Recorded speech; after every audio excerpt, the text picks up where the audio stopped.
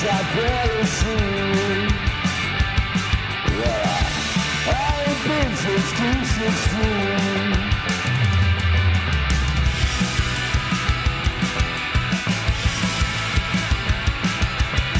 So just give me a minute, wait and see.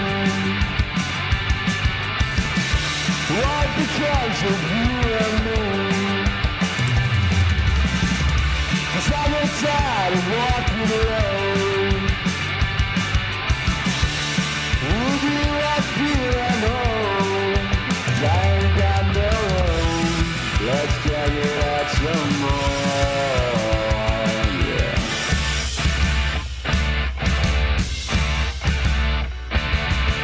Killing time, it's hard enough for me to say. I swear I'm fine.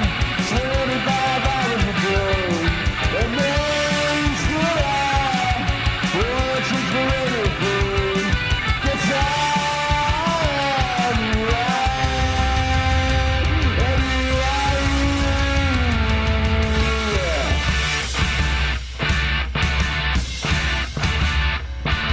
Well, I can feel it in the winter, the crash in the sky. Well, I just get it down here, wondering why you left me alone. Oh, what's that? A hand in the spine, you can have it, something fell to the ground about. That's a fact. Yeah.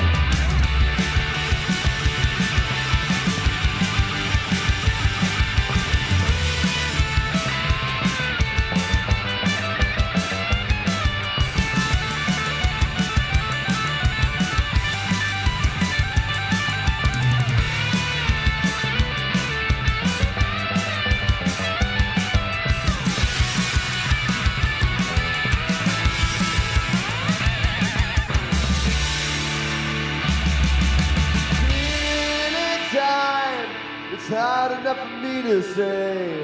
I swear I'm fine. 25 hours a day. Amazed that I won't take for anything.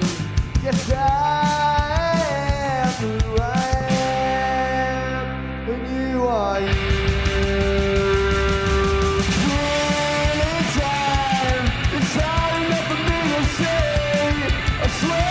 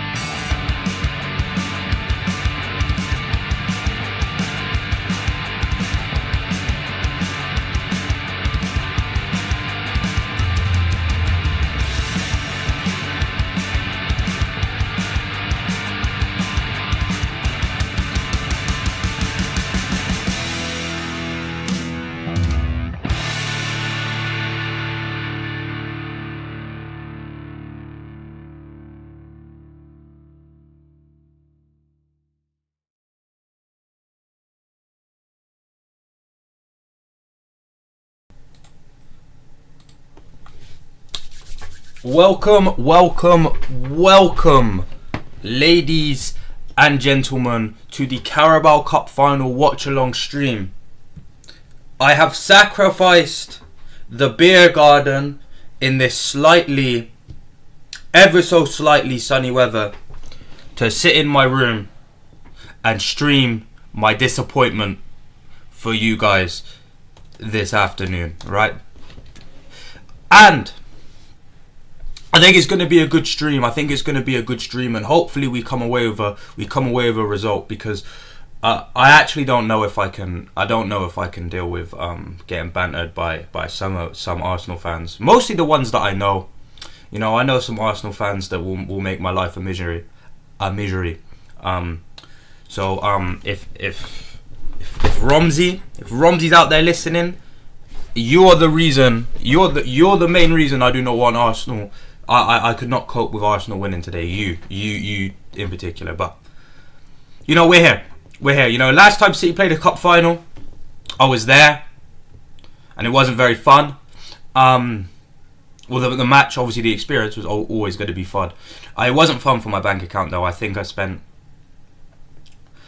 around £650 that day, that's kind of dark. And I did not have the facilities to do that this time around. So hence why I'm here in the studio. I almost called it my bedroom, but this is not my bedroom for this next 2 hours. This is a studio. This is a professional setup. This is a professional broadcasting establishment, right? Professional broadcasting establishment, this place here right now. And yeah, I'm gonna kill myself. That's a you know what? That's a ban. That's a quick ban in chat. Unfortunately, that kind of language gets you banned in chat. So you can hold the swift ban for that one, Izzy. Unfortunately, you can hold the swift ban for that one. But we have the lineup, right? We have the lineup here. And there are some interesting inclusions in today's lineup. Obviously, James Trafford does start in goal, we already knew he was going to start in goal. He's the cup goalkeeper, of course he was going to start in goal. And after the last few Donnarumma performances I've watched, I'm all for a James Trafford performance. Show them why you are the chosen one, James, today, please. And then we've got Nunes, Kusanov, Ake at centre-back because Ruben Diaz has a hamstring injury, and obviously Mark Gahey is not eligible to play today, and O'Reilly at left-back instead of Ryan Aït-Nouri. We got Rodri, Bernardo Silva in a pivot again, so Rice and Zubamendi are going to have an absolute field day. Semenyo hopefully Semenyo's on the right? With Shirky being in the squad, hopefully Shirky's in the 10. But if I have to watch Semenyo in the 10 and Shirky on the right, I'll end the stream. Like, if I just see that shape off of kickoff, I'm ending the stream straight away, and I'm gonna go on a 90-minute walk. I'm just gonna leave my phone, leave any electronic device that I own in my room, and I'm gonna go on a 90-minute walk because I'm not watching Semenyo in the 10, and obviously Doku and Haaland playing as well. Again for Arsenal, they got Kepa, Arrizabalaga in goal, Ben White, Saliba, Gabriel, Hikampe. Zubamendi, Rice, Kai Havertz in the 10 because Eze is injured, I do believe. Saka is their captain, Trossard and Victor Gyökeres. Now, I do need to correct the record, ladies and gentlemen, from my last stream. I do need to correct the record. Courtois was in fact injured and had to be subbed off for Lunin to come on. So, they were not outright disrespecting Haaland. So it's not as big of a stain on his legacy as we were first led to believe. So I just thought I would correct some of that misinformation that I put out into the universe, because obviously I am the arbiter of truth, and I am someone that is very I forgot the word I'm looking for. I'm very integral with everything I say. So, and I have strong journalistic morals. That was a bunch of waffle. None of that's true. None of that is true. But, I'm excited for today. I don't know how long that excitement's going to last, because obviously I was excited for the Real Madrid game. I was very excited for that. We saw that lasted a grand total of 10 minutes.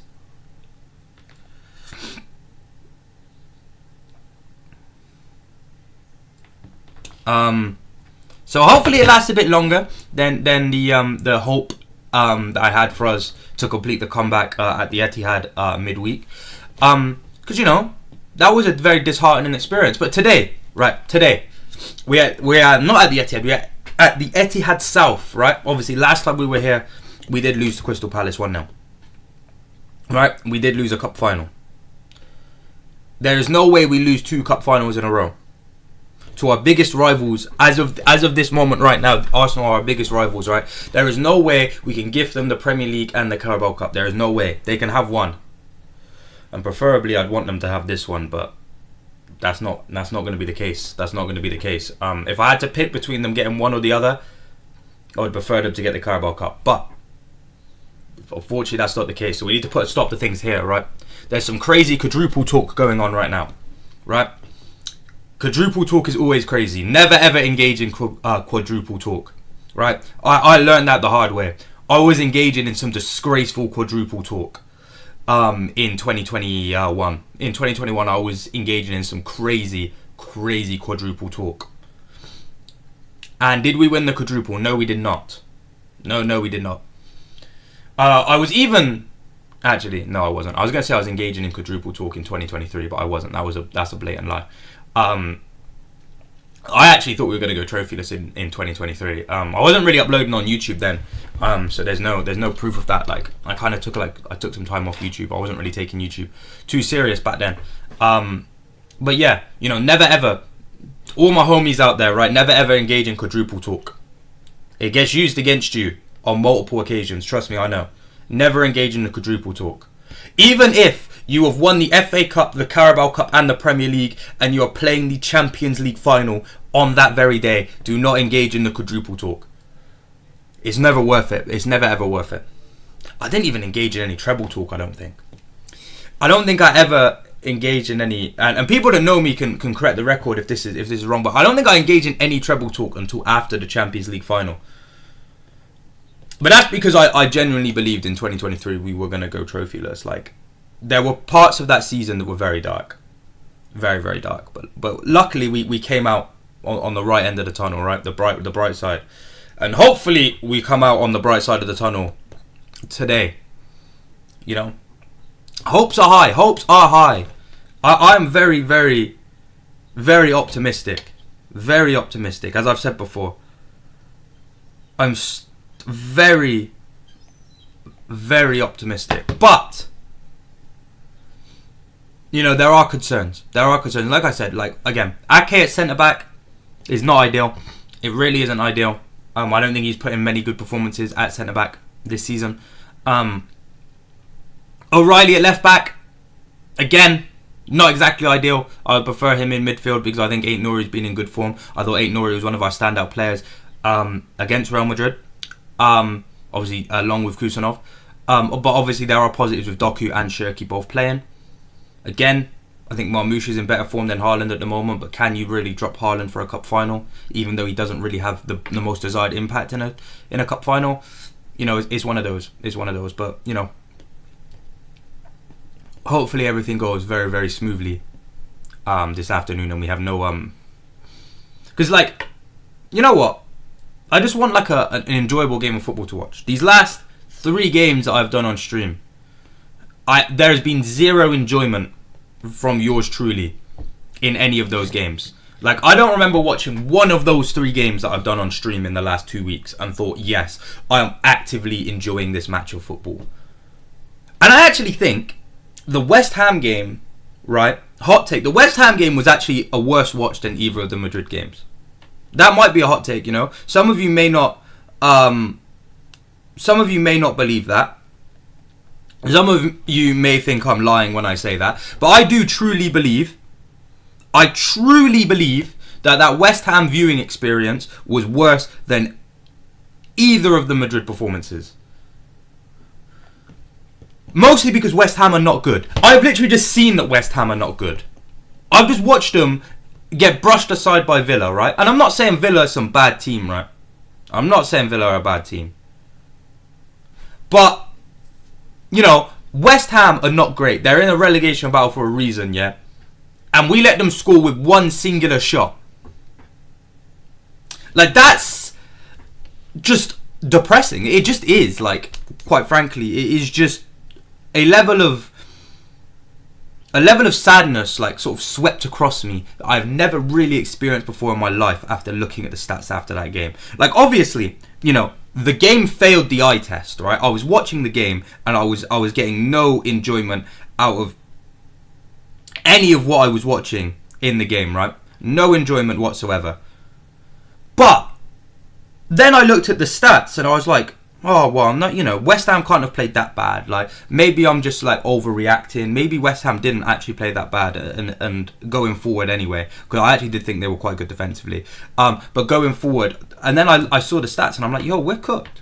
We're cooked. We're so cooked. I actually don't know what the channel the game is on. So I'm going to actually check that. Because when have I ever come to the stream and I've actually known what channel the game's on? When have I ever turned up to the stream and known what channel the game's on? What channel is the game on? Where am I watching it? I am what, bro. I fucking know how to watch this game. On Sky Sports. It's on Sky Sports. Okay. Which Sky Sports channel is it? Is it on Main Event? Is it gonna? Surely it's on Main Event. Surely it's on Main Event. Surely it's on Main Event. Is it not on Main Event? What, bro? Why is it? Oh man! It is on Main Event, ladies and gentlemen. It is on Sky. It is on Sky Sports Main Event. It is indeed on Sky Sports Main Event. Is it gonna let me broadcast?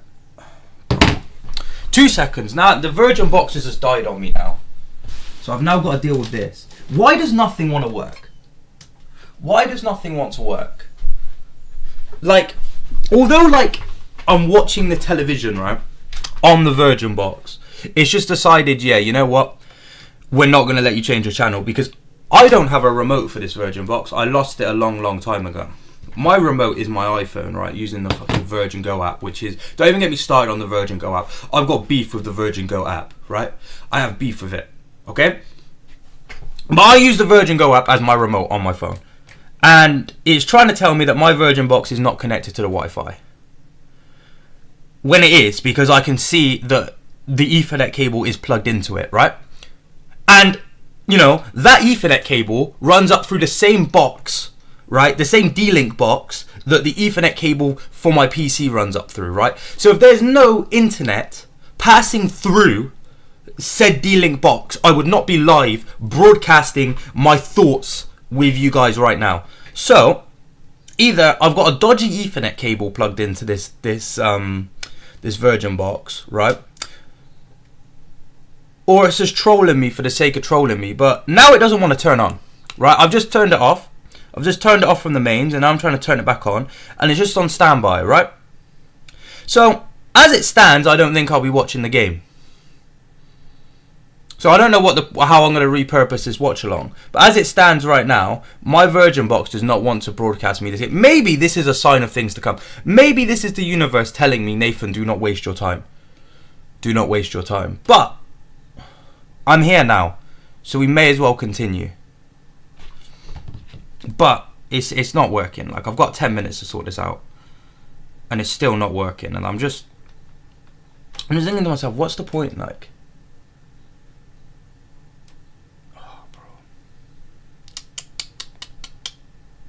oh, it's turned on. It's turned on. We've made progress. We've made progress. Now, is it gonna let me turn on Main Event? No, it's not letting me put on Main Event. Wait, am I now watching? No, I'm not.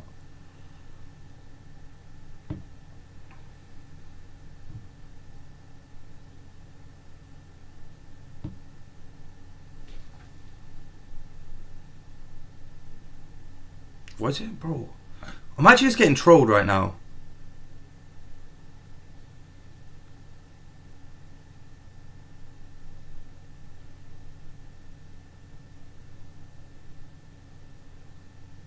There we go. There we go. It's worked. It's took its time, but it's worked. Any score predictions, though? Have we got any score predictions in chat? Someone needs to hit me. Someone needs to hit me with some positive score predictions, because, you know, my Virgin box not turning on has kind of dampened my enthusiasm for this game, because I feel like it's the universe telling me that to save my energy and not watch this match. But we'll be here anyway, because my undying dedication to this football team knows no bounds, right? And you know, there's been an interesting discourse going on the internet the past few days about support your local culture, right, and stuff like that. Which, you know, each to their own, yeah, each to their own, right? Each to their own. Like, everybody obviously has their own definition of what makes somebody a true fan of a football club or a true supporter of a football club, right? But and that's cool. Like if anyone wants to come on here and call me a plastic fan or a glory hunter, right? I don't really care. You know, it doesn't really bother me, right? The only thing that people say to me that bothers me when it comes to referring to me as a derogatory name for a City fan is when I get called a Southern Man City fan. That really grinds my gears, right? That really grinds my gears, right? Because, and you might be asking why does that grind your gears, Nathan? Why do you not like being called a Southern Manchester City fan of all things, right? And that is because, right, a Southerner is obviously somebody that is born in the south of England, or the south of any country, right? But in this case, a Southerner is someone that is born in the south of England. Now, where is the north and south divide in the UK? You know, that's a topic for another day. But, you know, Southerner is someone that's born in the south of the UK. And me, personally, Nathaniel Noseball, I was born further north than Manchester, actually, right? I was born further north than Manchester. So, right, calling me a Southern Manchester City fan is extremely disingenuous. Because although I may now live in the south of the United Kingdom, right, I am indeed not a Southerner. So call me a plastic, call me a glory hunter, call me this, call me that, but we draw the line, right? We draw the line at Southern Man City fan, and I will permaban anyone in chat that calls me that, because that is just slander. That is slander. That is an allegation that can be factually disproved. So, you know, we've got to refrain from calling me that, because that's just, you know, it's not true. It's not true. Anything else goes. You're you know, it's all opinion based, right? But that is the one that I can factually disprove. So we need to refrain from calling me that. Right, we've got Declan Rice aura farming on my TV screen right now. Bro, Trossard looks old. Is he even like? How old is Trossard? Right? Because in my head he's 31. How old is Trossard? Oh, he actually is 31. That's a W. But he looks way older than 31. Like, Arteta, you need to give your boy Trossard some tips on how you stay looking so young. Because it's a long day for Trossard, man. Long day. Got all the Arsenal players aura farming right now on my screen. We need to see. They all look psyched and ready for it, right? And I now need to see these City players. Do we look up for it? Nah, Nunez is looking at the floor. He looks nervous. Rodri looks locked in. But Nunez looks nervous. He was staring at the floor. It's not a good sign. That's not positive body language. That is not positive. Trafford looks locked in. That's all I've seen so far. But Nunez, nah, that's not positive body language before a cup final, man. That's not positive body language. What's going on, my boy? What's going on? What is going on? What's with the negative body language? Kusanov, O'Reilly, Rodri. Semenyo looks locked in. Doku locked in. Shirky locked in. Haaland locked in. So far, it's only my boy Nunez that does not look locked in.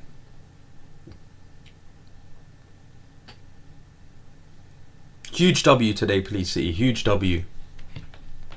Huge W, please. So that's all I'm asking for. I'm not asking for anything in particular. I'm not asking for like a crazy scoreline. I'm not even asking for a clean sheet. I'm just asking for a W, please. Just one singular W, please.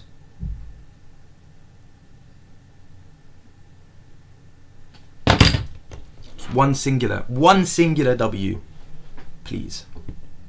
Well, I don't want to have to resort to the copium that I was spouting out midweek. You know, I want everything to be positive. You know, positive. None of that cope that I had to spew midweek to try keep morale high. You know, I just need a positive performance. Positive performance.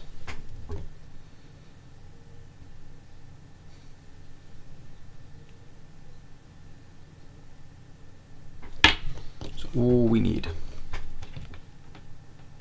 Got 4 minutes till kickoff. 4 whole minutes till kickoff. In the biggest game of our season so far. Well, it's the biggest game of the season so far anyway. It's the first cup final. I don't know why I said that as if that's something that's like unique to us. Arsenal obviously haven't played a... I'm just waffling, bro. I'm waffling.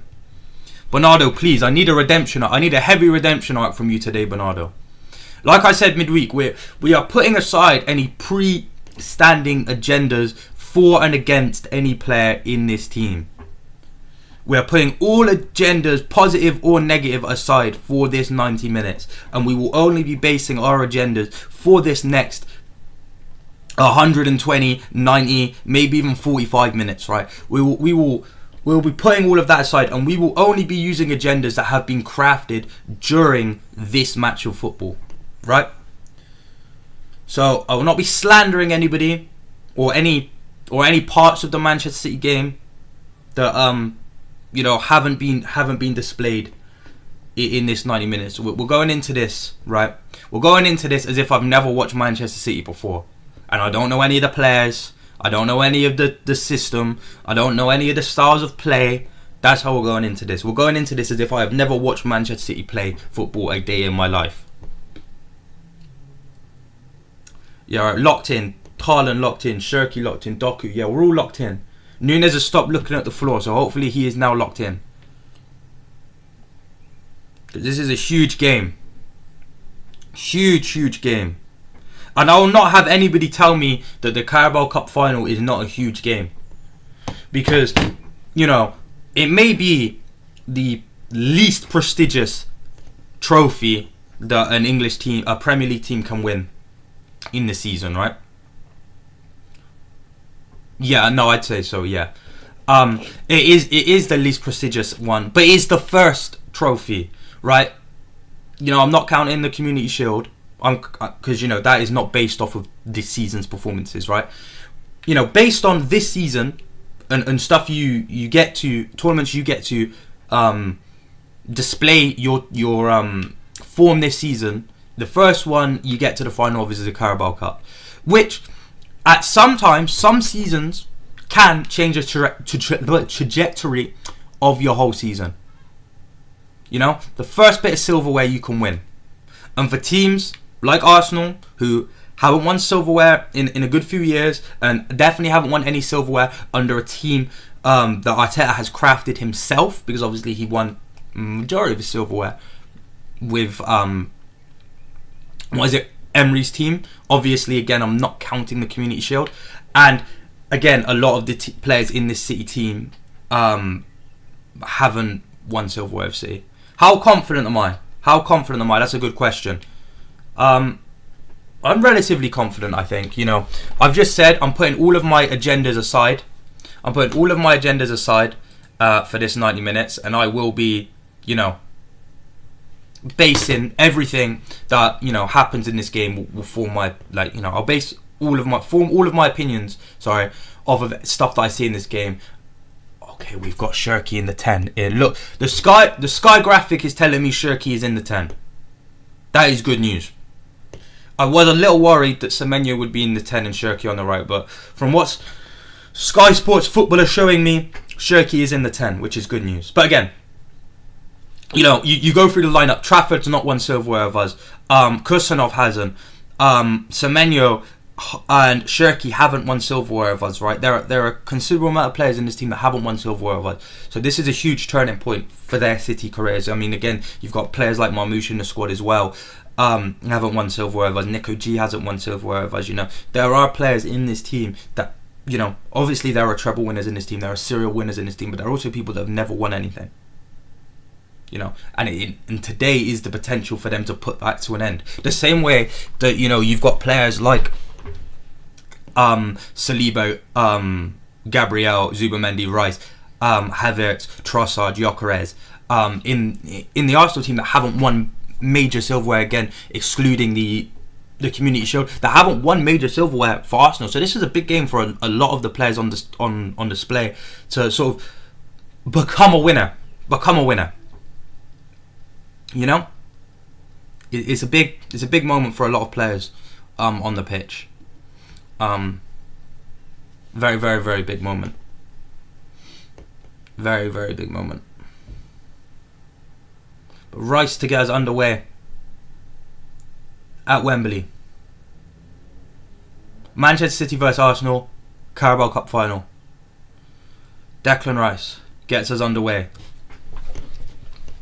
Come on, man. This big performance, huge performance. Huge performance. Rodri's already on the floor. Oh, he's getting back up. I always get nervous when Rodri's on the floor. I always get a little nervous when Rodri's on the floor. Although City fans, I don't know how you feel about me saying this because I don't know if it's a hot take or not. Although Rodri plays better than Nico G when he plays, I feel like the team play a lot better when we've got Nico G in the team. I don't know if that's a hot take. I said it on Twitter. I said it a few times now. Rodri's obviously infinitely the better player, right? But I just feel like, yeah, Nunes, you've lost your mind, buddy. But I think that the team definitely play better with Nico G on the pitch. But again, I'm not holding that against the team today because remember, no agendas are coming, positive or negative, are coming into this game. We're watching this game as if I've never watched City before. Nunes wins the ball back nicely after putting it out for a throw. And now it's Rodri, Shirky, Kasanov.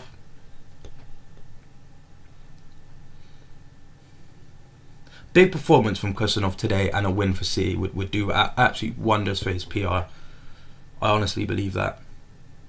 Ake. Kasanov. Ake again. Last couple of games haven't been it. I'm not confident. Yeah, again, we've been awful in the last three, in what, for like 4 of the last 5 games. But, I'm trying to come into every game with a fresh mindset and not believing that we're beaten or we're going to play terrible as soon as we step out on the pitch. Because, fortunes can change. Form can change just at a flick of a button. Bro, could someone win this ball back though? Bernardo? Never mind. Zubamendi. Havertz. He plays it through to Gyökeres, who is offside. And the flag goes up straight away. I didn't think he was offside.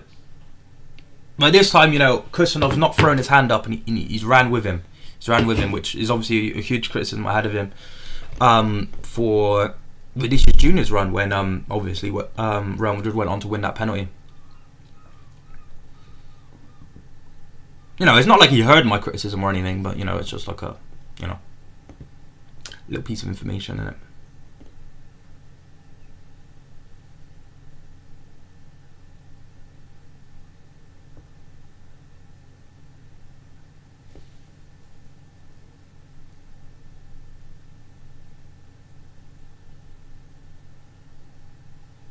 Just getting a huge close-up on Timber and Eze right now. I'm not too sure what's going on the pitch. Oh, it's a goal kick.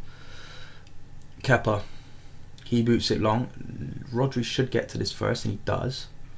But Zubamendi, of course, gets to the second ball. Now it's Saliba who passes it to Gabriel.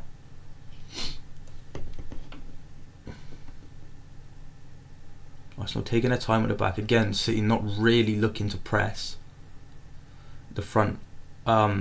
with the front line, we're all just sort of stood in shape, not letting Arsenal sort of find the easy pass into the midfield, which makes sense. But at the same time, not having a single player press, they're not going to give up the ball that easy. If not a single player's pressing, where are they going to give up the ball? Come on now, like Semenyo finally needs to press and it almost forces a mistake from Kepa, but he's able to get the ball back out to Gabriel comfortably. Now it's Shirky's time to press the goalkeeper. Again, not effective, but at least we're seeing a press. Arsenal look to have broken that press now, with a ball forward to Gyökeres, but it's intercepted by Ake, and then Saliba wins the aerial duel against Doku, which is to be expected, really. Like, that's a huge bit of a size difference there. Another long ball forward to Gyökeres, not dealt with by Ake, and Gyökeres can still run down the channel, and he crosses it back, but it's hooked out by Kasanov and gathered by Trafford, who keeps it on the pitch, I think, just about.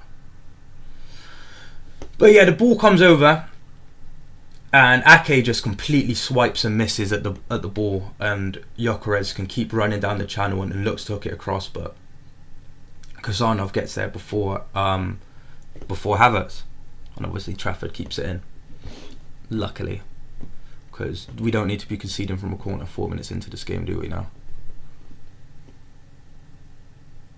Trafford long.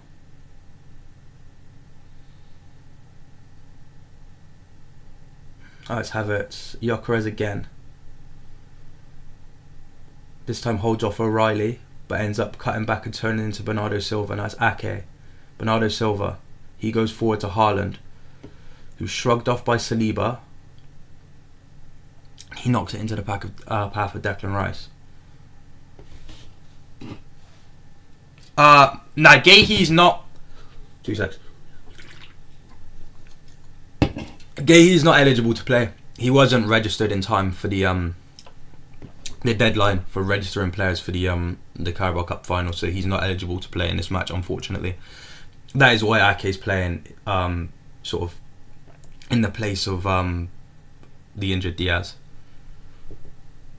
which is unfortunate. It is unfortunate because Guehi, other than I'd say the first leg against Real Madrid, he's been very, very good for us. Very, very good. Rice now hooks the ball forward again to Gyökeres. Núñez goes up and wins it this time, but heads it straight to Mikel Arteta. And now Arsenal come forward with a throw-in again.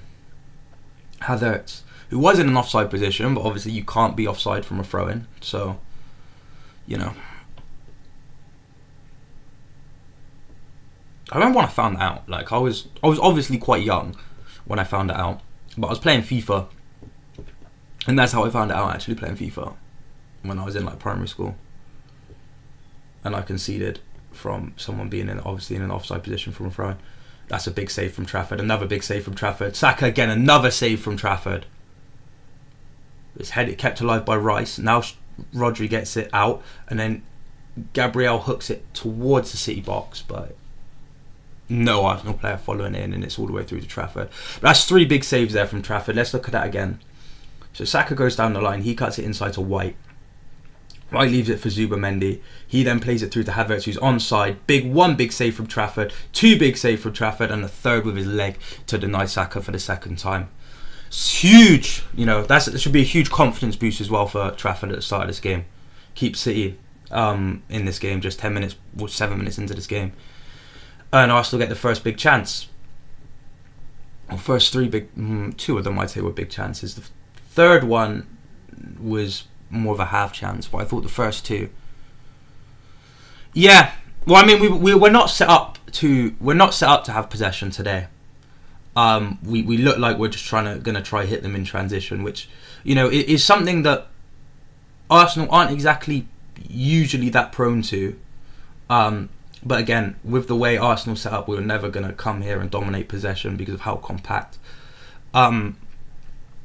and structured their midfield and defence is. Like, if we were going to come here and keep possession, we're not going to keep the possession in sort of meaningful areas of the pitch. Again, like we're doing now, we're just passing it around the back because Arsenal is so compact and structured defensively that there's no space for us to find the ball in, and that's why we're now pumping hopeless balls forward from Shirky to Semenyo.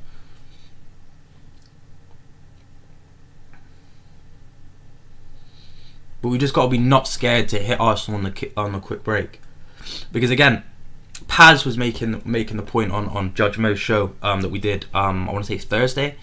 Was when we were live, and he was obviously saying that teams just expect Arsenal to be defensively set, so they're not sort of attacking them, even when potentially not everybody's back in position.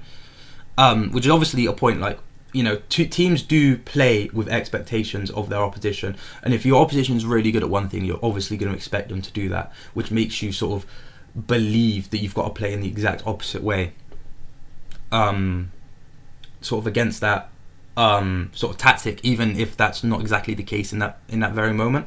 I mean, it's like when teams would just sit in a low block against City, but when in reality, the best way to get a result from City was to come and play football against us. Sort of in our sort of prime years under Pep, but teams wouldn't do that, right? And obviously the teams that would come and play football against us were more likely to get a better result than teams that would just sit in a low block. We've got Bernardo Silva now to bring the ball forward for City. Now it's Ryan Shirky.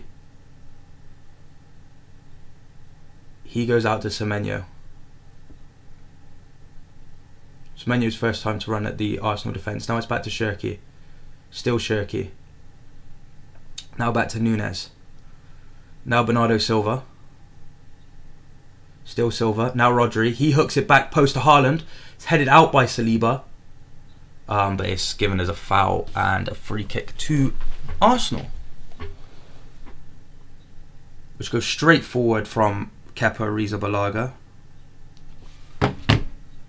And then Saka tries to play it through, but it's blocked by Ake. Now Saliba. Zubamendi. Rice. Trossard.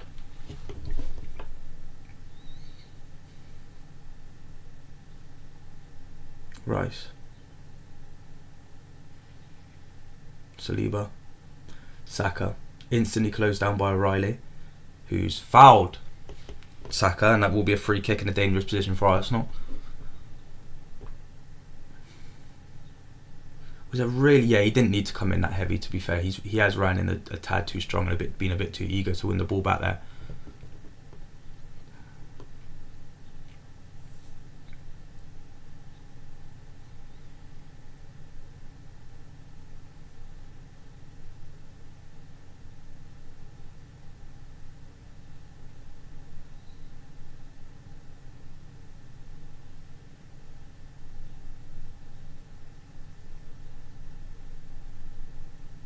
Free kick to Arsenal in a dangerous position for a cross. Obviously, it's Rice to stand over it. City play with a very, very high line here, which now will retreat into the box. It's headed away by O'Reilly, only as far as Trossard. His shot's then deflected, I think off of an Arsenal player, I do believe. Yo, my dog, what's up? Hello, Madrid. You know, Labar, I'm good, my boy. I'm good. How are you? You know, feeling a lot better than I was midweek. Because we've had a better start to this game than we had against you. Because we've still got 11 men on the pitch. But I don't know if I'm confident for today's game. I don't know if I'm confident at all. Corner to Arsenal. So it's about to be 1-0. You heard it here first. Saka on the corner. We're defending this corner really weirdly. Oh, we've got Bernardo Silva. Oh, okay. Saka's decided to not beat his first man with the corner. Okay. Interesting. Very interesting. I did see Courtois out for a lengthy amount of time though, for Madrid. I can't remember exactly how long it was, but it was a good couple of weeks. I find it hard to watch English football.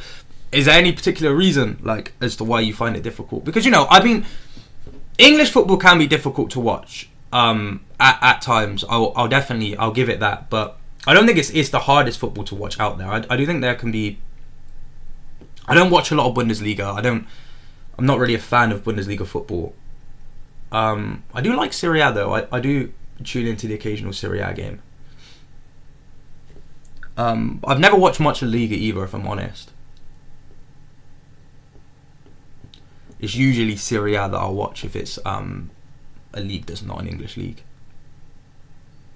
We're fucked today against Atletico Madrid today with Lunin. Yeah, how long was Courtois out for again? I want to say it's 7 weeks, but I must be... Oh, Spurs lost 3-0, that's dark. It was 2-0 when I last checked. That is dark for Spurs. I want to say it's 7 weeks, but I might be mistaken in saying that. I thought it was well won back by Haaland. Now it's Bernardo. He goes back to 6 weeks. Yeah, that's not exactly ideal. Because, like, even though I don't think Lunin's a bad goalkeeper, Courtois is just like such an anomaly when it comes to like goalkeeping ability that like you can't replace him. It's like when Bayern Munich had Neuer out and they had to replace him with Sommer. It's like Sommer's not a bad goalkeeper, but like replacing Manuel Neuer is such a task, and that's kind of where you're at when it comes to anyone that's being backup for Courtois. I mean, one of your Courtois replacements is literally playing today, obviously, Arrizabalaga. Which I find funny because obviously the whole reason he went to Chelsea was because you signed Courtois, and then Courtois does his ACL. It was his ACL. I think what that had to have been his ACL. I'm sure. And then you obviously loaned in Kepa. Doku now. I hate loaning in goal. Just a mistake away from heartache. That would tell you what. That was me. As much as I didn't hate him in goal, but that was me watching Ederson, man. Like I loved Ederson. Ederson was one of my favourite City players, but watching him was difficult. Watching him was very, very difficult. Very, very difficult. And that was our starting goalkeeper. Nunes, you've lost your mind. No, wait, never mind. We're up. There has been a foul. Campe has picked up a yellow card for his tackle on Matheus Nunes. After a poor first touch from Nunes, really. Let's look at that one again. Yes, poor first touch. Ecuadorian lunges in, and yeah, gets nowhere near the ball, and it's late. And just goes straight through Nunes.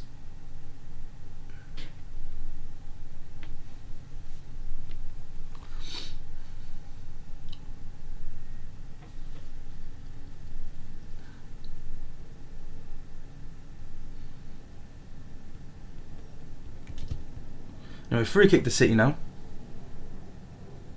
who have still yet to really get going in the final third, which is different. You know, a lot of the games I've watched recently with City, we've started really well in the final third, missed a lot of chances, and then went 1-0 down. But you know, it's a bit of a different start today. Haaland. I don't know if that's for the better for the worse though, because I've seen us start games a lot more in control and positively than this recently, and things go downhill very quickly. So, you know.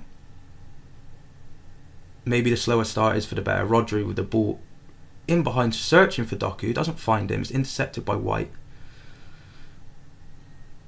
And now it's Trossard. Campe, who goes to play Gyökeres in the channel, but he's beat to the ball by Kusanov. And now it's Trafford, who goes to play out to Doku, who does pick up the ball and runs straight into Zubamendi, and White comes away with the ball.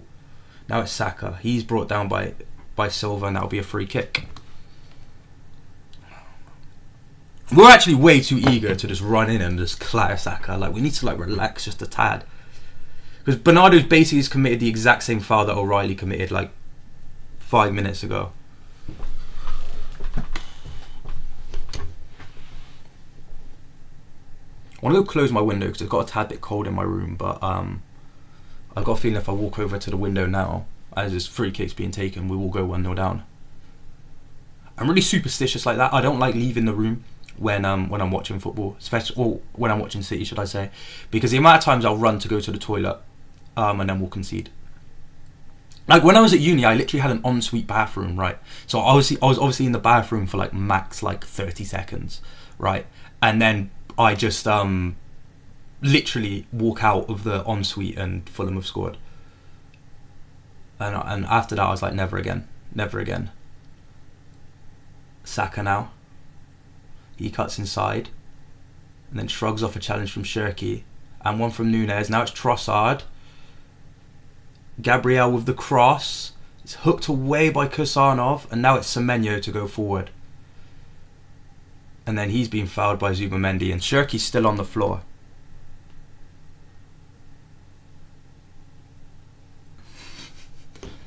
Shirky's still on the art. Why does it break in play? I'm closing the window.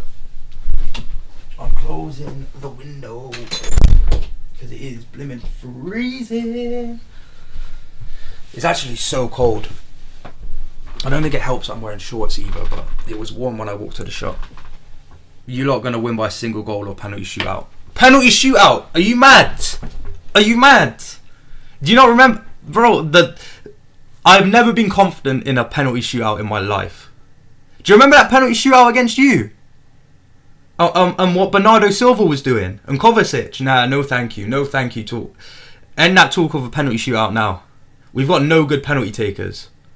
Go on, Nunes, lad. You got space to gallop into here. You got Semenyo ahead of you. Shirky on the inside. He goes to Semenyo.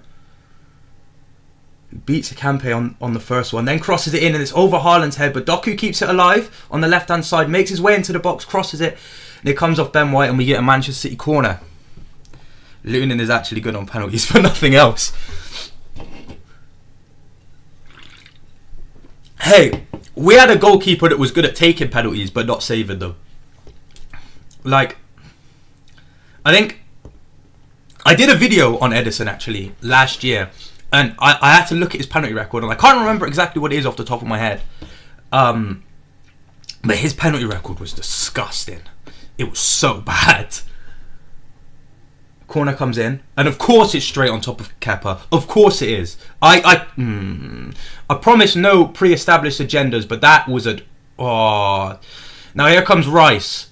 He's got Trossard ahead of him, and then his pass is overhit and it goes out for a corner. Bro, them energy drinks ain't good for you.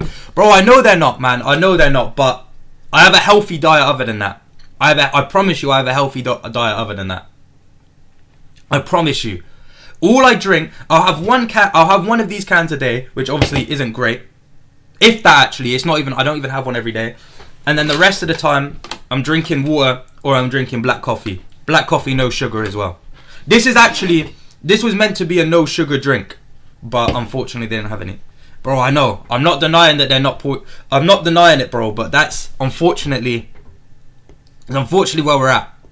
You know, everything else in my diet is fine. Like, you know, I don't really eat anything that's full of sugar. I cook with obviously raw ingredients and stuff like that. I don't eat all that processed stuff. But like, energy drinks are just the one thing that I can't kick out of my diet no matter what.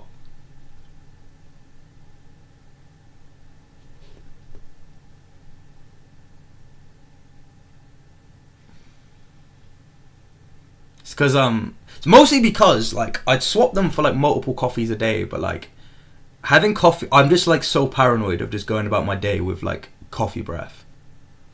Like, from just being in school and having a teacher come over and talk to me with the most outrageous coffee breath I've ever smelled in my entire life, I'm just like, I don't want to be that person. So like, even if I'm at work and I've just finished a cup of coffee, I will like spam like 3 different pieces of chewing gum and maybe even like 2 mints just to make sure that I do not have coffee breath, because that's just like possibly one of the worst things you can breathe out into this entire universe. Like, bro, coffee breath is such an L.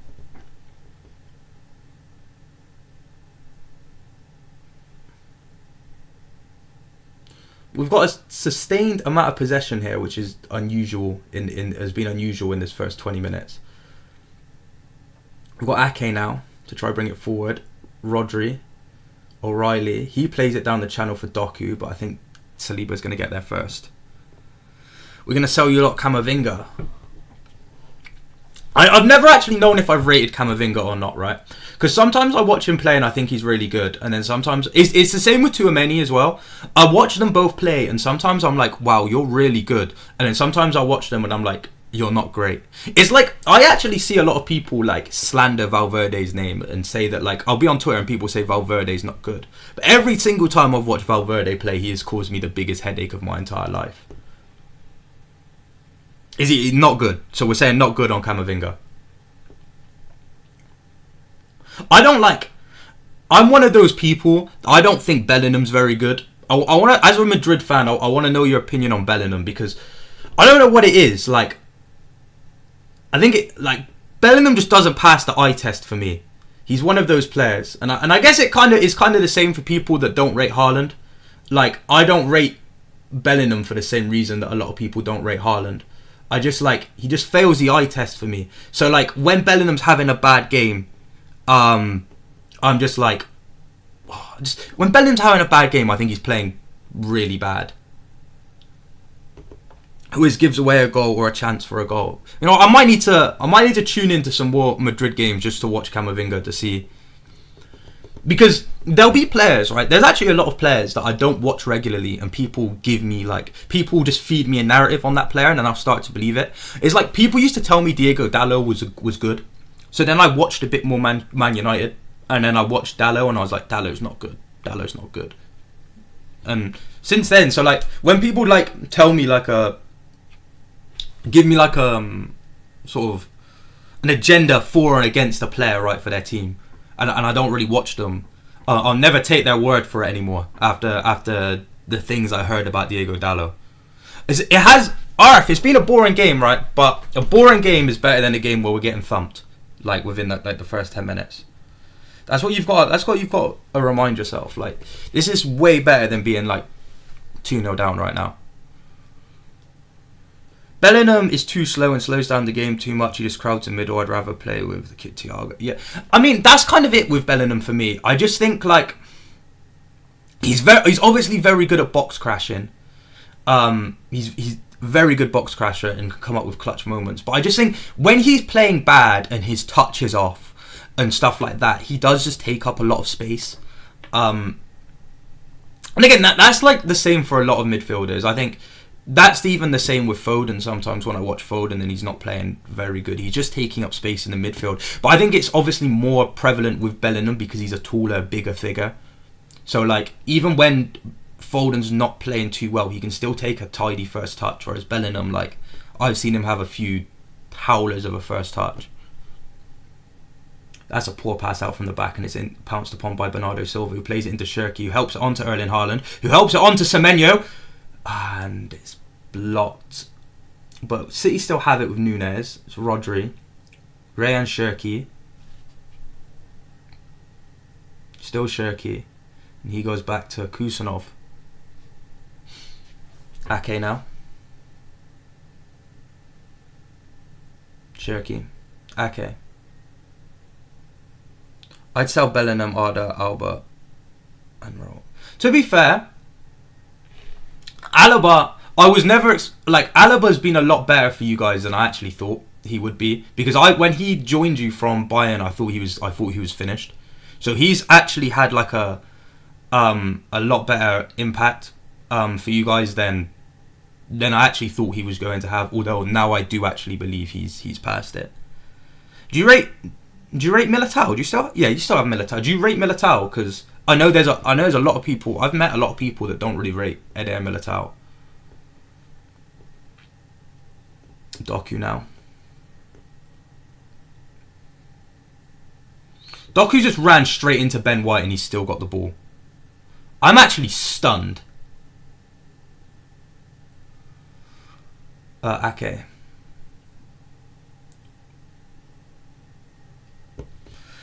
Yeah. Again, Militao is not really a player I've watched too much of to form an opinion on. So same with Mendy, really. I feel like every time, I don't think I've ever watched a full 90 minutes of Ferland Mendy, so I've never really had an opinion on him. So I feel like he's always injured when we play you, or he only plays like 20-30 minutes. So I've never really had an opinion on Ferland Mendy.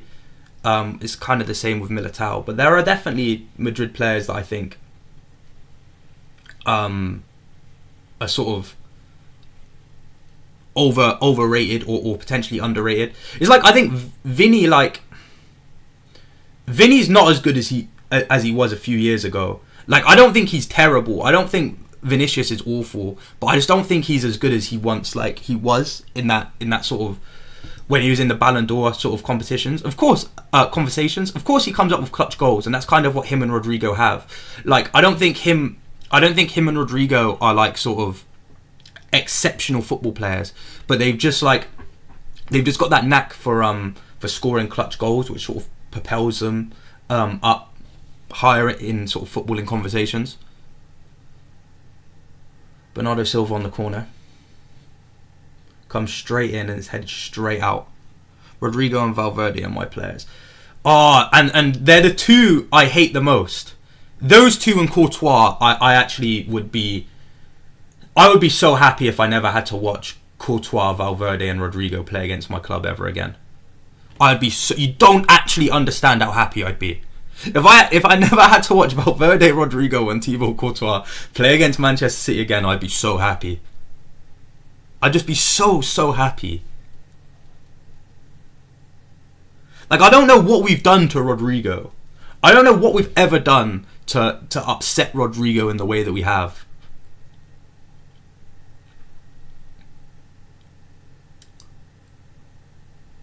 I was a huge... I'm terrified about Luna. It won't be that bad, man. Trust me. It will not be that bad. It won't be that bad. tell you what, we need a shot on target, because I don't think we've had a shot on target yet, which is kind of dark. Saliba.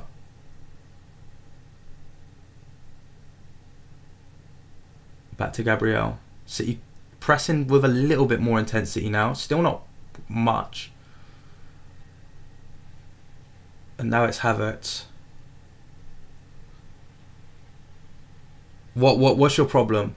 What's the problem? Oh man. That's decent from Kusanov. This is a very 50-50 game. Yeah, I'll agree. Like, I'm not overly convinced. I'm not overly convinced on the way we're playing. But I don't think that we're like being absolutely played off the park by Arsenal here. But obviously things could change. That one's not a foul though. Bernardo Silva. That's a poor pass, Bernardo. He's won it back though. Now he goes to O'Reilly. He goes round Saka once. And then into the midfield. And then Shirky. Haaland. Still Haaland. Still somehow Erling Haaland. And then he's had the ball taken off him by Rice. Mbappe don't want to play as a 9 and the box is always empty. I mean, again, I've never been somebody that thought Mbappe was a number 9. I've never ever thought he was a number 9. You can tell he doesn't want to play number 9, right? I used to play for a football team where our striker didn't want to play striker. He would obviously score the most goals and he was the best finisher, but he didn't want to play striker. He wanted to play on the wing. So like, although he was scoring all of our goals and he was our best goal scorer, like his all-round play as a striker was terrible because he didn't want to play striker. He didn't know how to play striker. He didn't want to occupy those positions. And it is exactly the same thing with Mbappe. Mbappe does not want to play as a 9. Yes, he might be absolutely stupid quick and he might be very clinical in front of goal, but that doesn't mean he has to play as a number 9. Because if someone doesn't want to play as a number 9, they simply will not play as a number 9. It does not matter. It doesn't matter how many goals they score. It doesn't matter how many shots they take. It doesn't matter how high their conversion rate is. If someone does not want to play as a 9, they will not play as a 9 and they will drift wherever they feel most comfortable in the front line. Because striker's not one of those positions where you're like sort of demanded. You need to stay in your position. Where the same way that it is for centre back, sort of in the midfield, etc. When you're a striker, you don't really have to stick to your main position too much. You've got sort of free roam of the front line, which can obviously work to your benefit and against you. And that's kind of what Mbappe Gyökeres is in. That's brilliant by Ake, absolutely brilliant from Nathan Ake.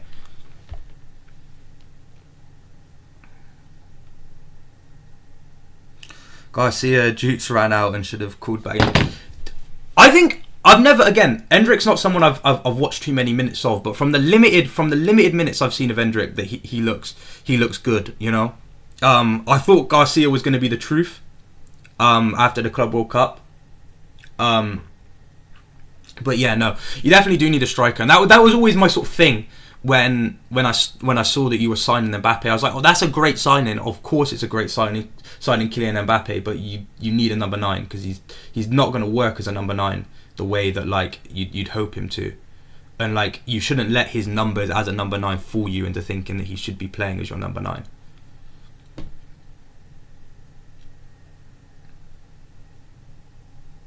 Like, if we played Haaland left wing, right? If we played Haaland on the left wing, I guarantee he'd still score goals and put up good numbers, right?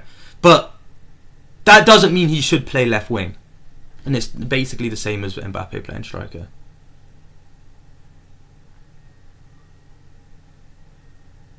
Because as a forward, you'll always want to be playing in your most comfortable position on the front line.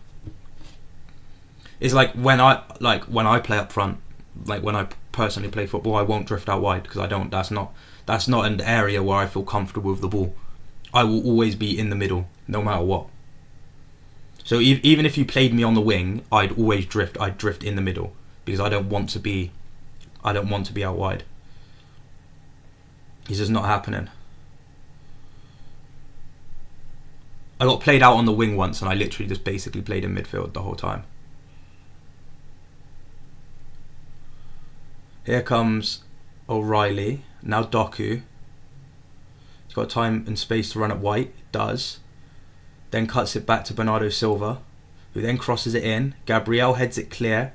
Rice then touches it down. He's closed down by Rodri and Haaland, but he's able to turn and get the ball away. Yeah, exactly. It's too much. It wouldn't work. But he'd still get the goals though, like because he'd still find himself in positions in the box to score. But that doesn't mean because he's scoring loads of goals as your left winger, he should be your left winger. Like, although I would pay money to watch Haaland play one game on the wing, just one singular game, I would pay to watch Haaland play on the wing.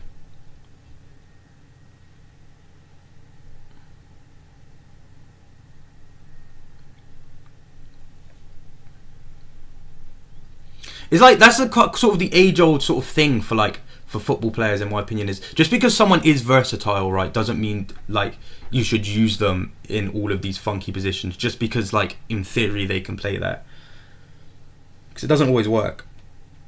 Semenyo, that is a crazy touch, my boy. That is a crazy touch. And now Trossard plays the ball forward for Gyökeres, who's dispossessed by Kusanov, and then Shirky comes away with the ball now. Keeps it. It's well under pressure for a Campe. And now it's Bernardo Silva. Haaland ahead of him. And he's dispossessed by Zubamendi. Now it's Trossard. Havertz. Bukayo Saka.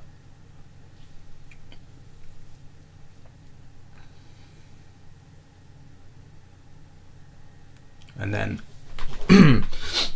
O'Reilly sees it out for a corner.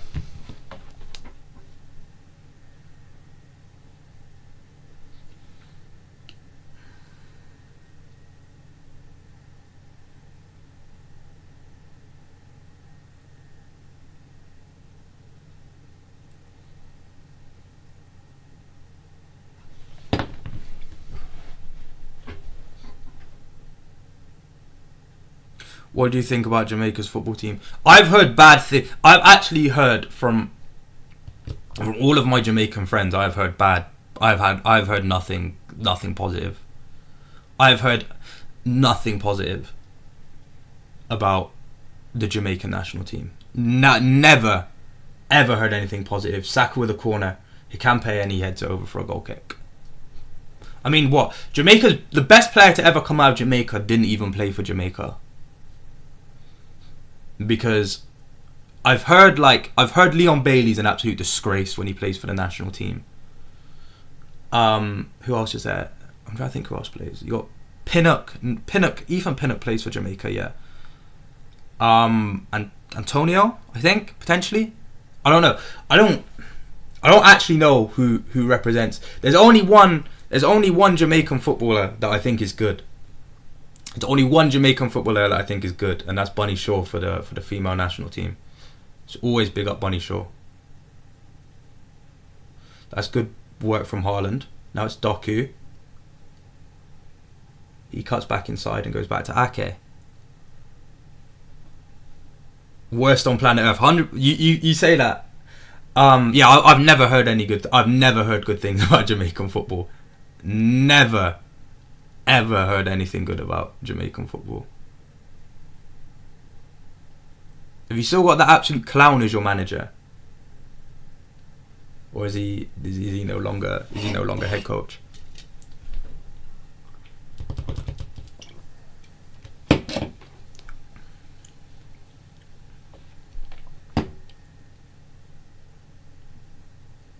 Got Nunes to bring the ball forward for City now. Bunny late. Now Bunny's my goat. I don't accept Bunny Shaw slander around here.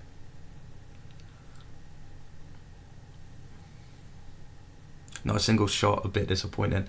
Again, you know, I'm not going to speak too soon because we've got Semenyo in the box. Now that his cross is deflected. Then Gyökeres comes deep to retrieve the ball.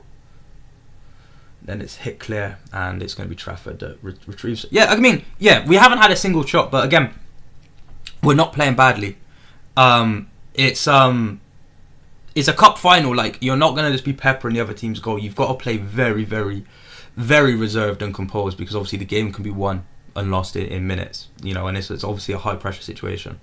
You got a different. Who is your? I'm going to Google that now, actually.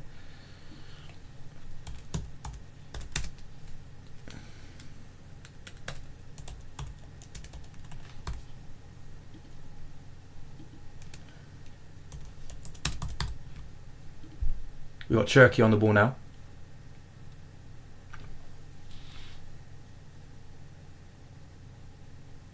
Rodri. Now Semenyo. Cuts inside, goes for the cross for Haaland back to... Oh, Semenyo's crossing's not great. If we're going to play like this, we like unironically should have played Savinho. But I think he's injured. I haven't actually looked at the bench today. I only saw obviously the starting 11. Made my lineup for the match. And then obviously went and got the Arsenal team. But I haven't actually seen the bench. Stones, Aït-Nouri, Foden, Reinders. Yeah. Oh no, Savinho is on the bench. Yeah, if we were just going to spam crosses, we should have played Savinho. If I'm honest.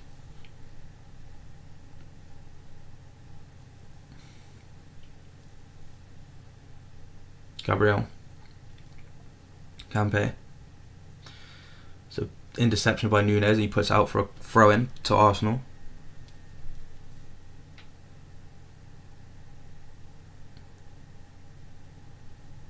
Do you know who is actually a Jamaican football icon? John Stones. John Stones is a Jamaican football icon.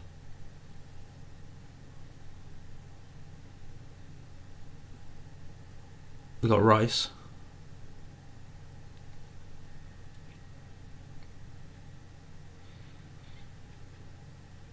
Now Saliba. He goes back to Kepa. 4 minutes of normal time left in this first half, and it's still 0-0. Ake now challenging the air with Saka. He's fouled Saka, I do believe.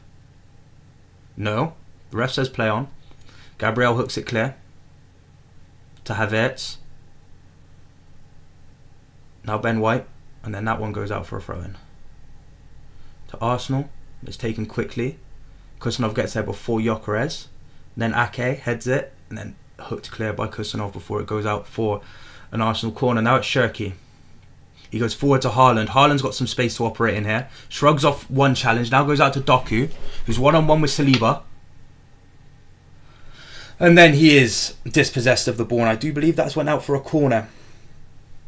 Corner to City. Hopefully we have a better corner than the last two, because they've not been great today. But when are they ever great? When are they ever great? You know, I said there was no outside agendas coming into today's game, but you'll never stop me with this City corner agenda. Never ever.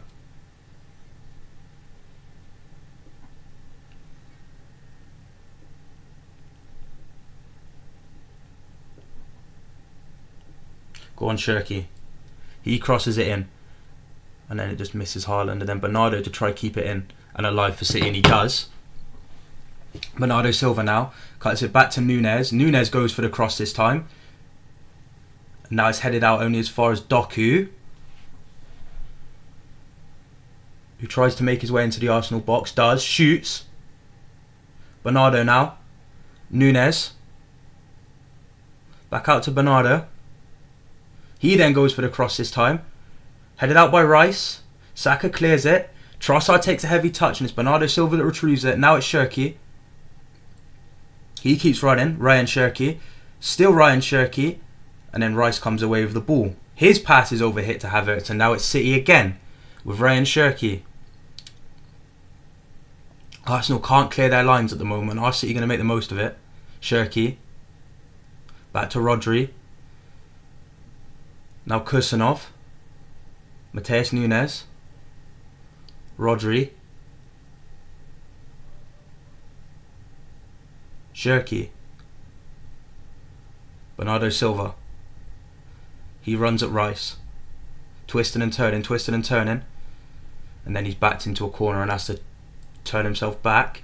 Then goes to Cherky, who plays it into Semenyo's feet. Takes a rushed first touch, but still has the ball as he runs to the byline. Chips it across goal. Haaland! And he's headed over and wide. That was good from Semenyo. That was good work from Semenyo, though. I'll give him that. You know, he recovered after that poor first touch. Beats Rice. Good cross to the back stick, and Haaland just can't head it. It goes over O'Reilly's head, which is unfortunate, because I think if O'Reilly makes contact with that, that's 1-0. Yeah, it just bounces off Haaland's forehead and over.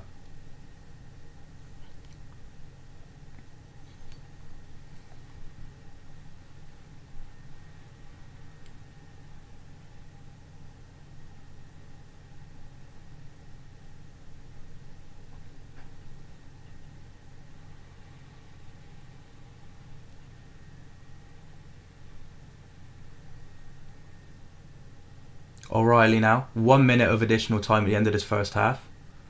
Throw into City.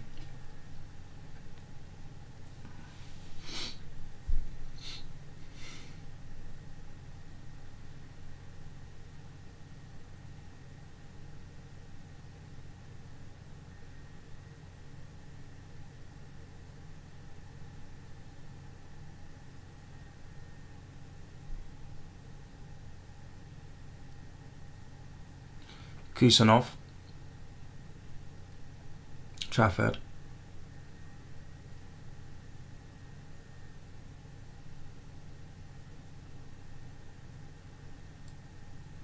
Just going to boot it long. Haaland. It doesn't even get to him. It's headed away by Saka. But now it's O'Reilly on the turn. He turns past Saka and just keeps running. Can City get one last chance at the end of this first half? O'Reilly. He's tackled by Saka. And it's half time, 0-0. And you know what? RF said it in chat. It's been a boring game. City haven't had many chances. But, you know, we're not being absolutely walked all over. We're not being dog walked, right? You're smelling penalties. Don't say that. Don't say that. That will get you banned in this chat. Don't say anything about penalties. Don't say anything about penalties, please. No. I don't even want to think about a penalty shootout right now. Anything but a penalty shootout, please. Literally anything but. But again, you know, it was a positive first half. Positive is the word I'll use. Positive first half.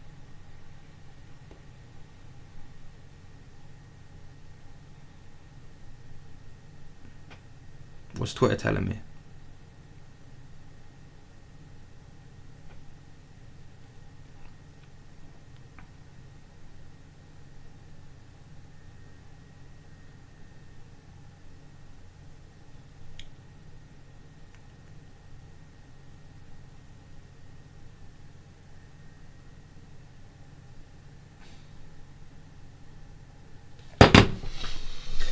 You know, again, you know, I've seen some positive signs. I think my only concern is Kusanov got booked a little early, especially with the lack of defensive depth we have on the bench. I wouldn't mind seeing Savinho potentially later on in the game, Marmoush as well. And you know what? I don't think the midfield's been too bad so far. Honestly, I don't think we've looked as overwhelmed as I thought we would. And you know, I was criticising saying Nunes didn't look like he was amped up and ready for this game. He's actually looked, you know, one of our better players today. So, you know, there's a lot of positives to take from this game. There's a lot more positives to take from this game than there is negatives, and that's not something I've said in a while. That's not something I've said on one of these streams in a while. There's a lot more positives to take from this game than there are negatives. 100%, 110%. I believe that. That's something I 110% believe. There are a lot more positives to take from this game than negatives right now. 100%. So hopefully we come away from this game with a W. Hopefully. But, you know, we won't know until we get there. We will not know until we get there. This could be a heartbreaking time, but I believe, I honestly believe that we can get a W. Based on what I saw in the first half, I believe we can get a W. Will we get the W? That is not, you know, 100% known yet, but I do believe. I do believe.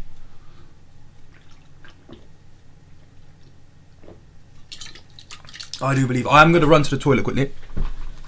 You know, 2 seconds. I'm going to leave you guys unattended for 2 seconds. Don't do anything crazy in the chat.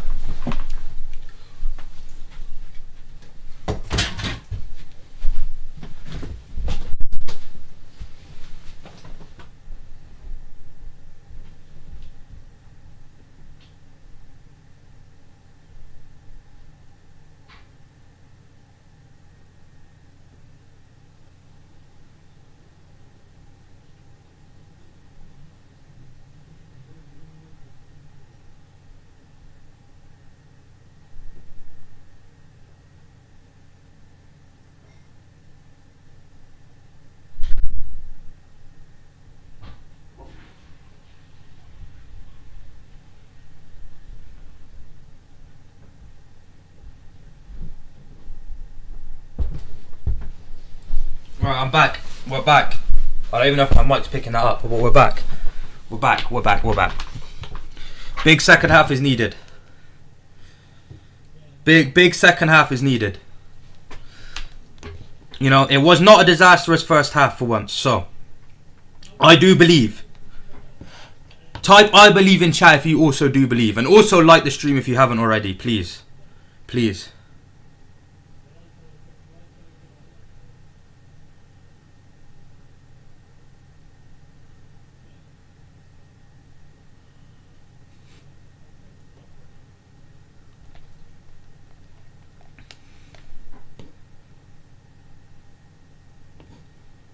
Need a big second half here, chat. Huge second half.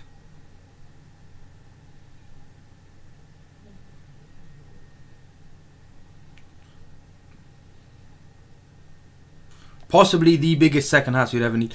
This is the only cup you lot will win in 4 years. This is the start of your drought era for you lot. I'm just saying. Nah, right. Let me say why. Let me explain why I don't think that will happen. Right.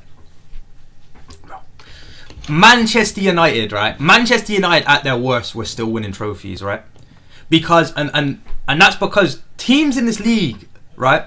Bar last season, yeah, where you had obviously Palace and Newcastle respectively win both the domestic trophies, right? Teams in this league don't take... Literally, there are 5 teams in this league, yeah? There are 5 teams in this league that take the domestic competition seriously, yeah? City, United, Chelsea, Arsenal, and sometimes Liverpool, right? And sometimes Liverpool. So, if those 5 teams are the only ones that take these competitions seriously, or semi-seriously, and there's 2 of them a year, right? I fancy our chances to win at least one of them within the next 4 years. And if we don't, that is actually a cause for concern. Because if Manchester United were winning domestic trophies under Ten Hag, they were winning trophies under Ten Hag, who I firmly believe is one of the worst coaches I've seen in this league. He's up there with Amorim. I think both of them are criminals, were committing crimes against this league. I do believe that won't happen. I do believe it won't be that long of a drought. Personally, that's my personal belief on that on the matter. But again, you never know.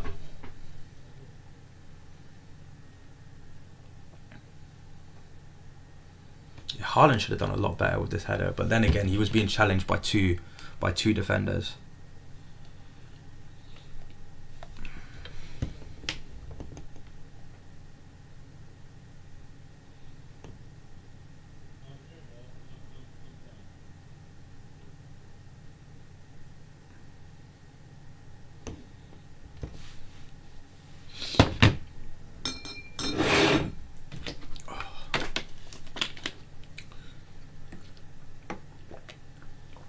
Now, the Premier League and the Champions League, though, they're 2 completely different stories.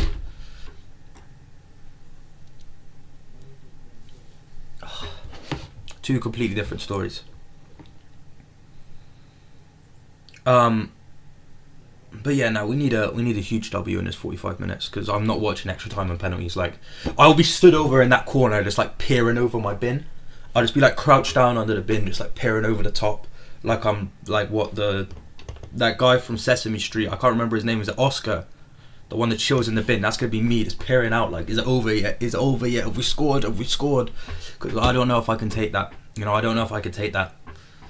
I've never been one for like...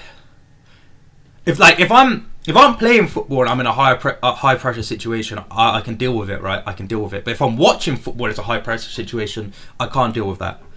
Because if I'm playing and it's high pressure, yeah, I know that I'm somewhat in control of the outcome, yeah. But when I'm just sat here, right, having to watch 11, sometimes clowns, and sometimes they're the best players that have ever walked this earth, right? And I'm nervous, then there's nothing I can do. It just makes me even more stressed.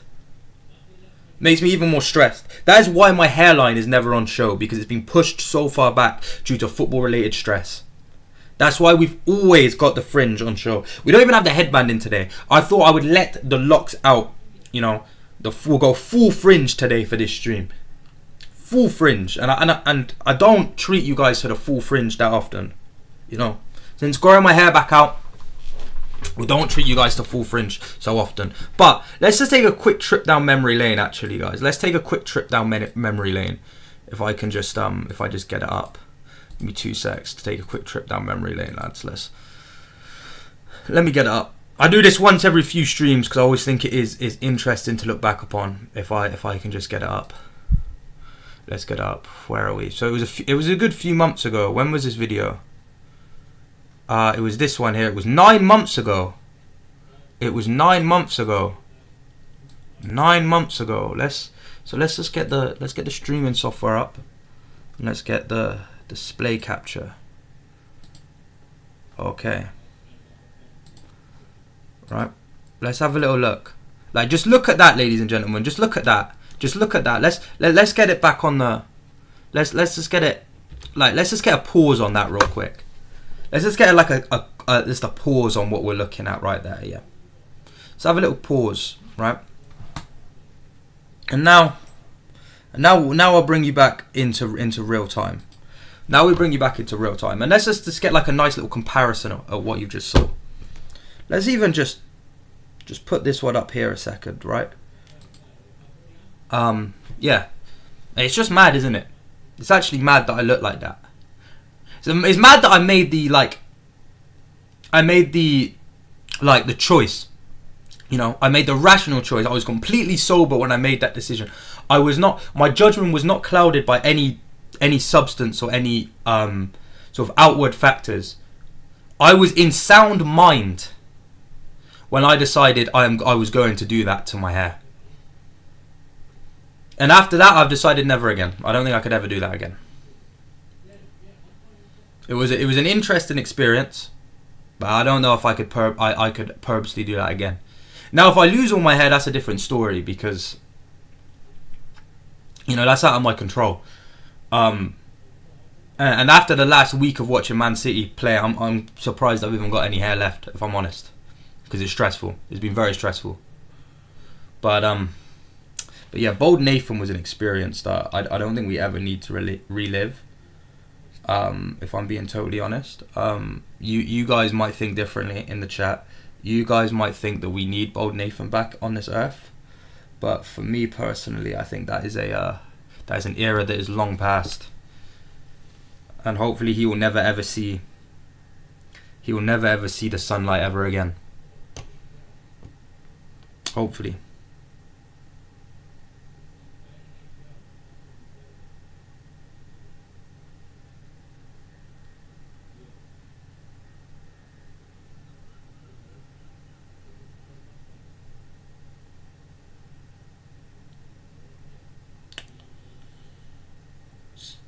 You know what? I'm seeing lots of shouts for I'm seeing lots of shouts for Marmouche to come on. I don't know what we're saying on that, lads.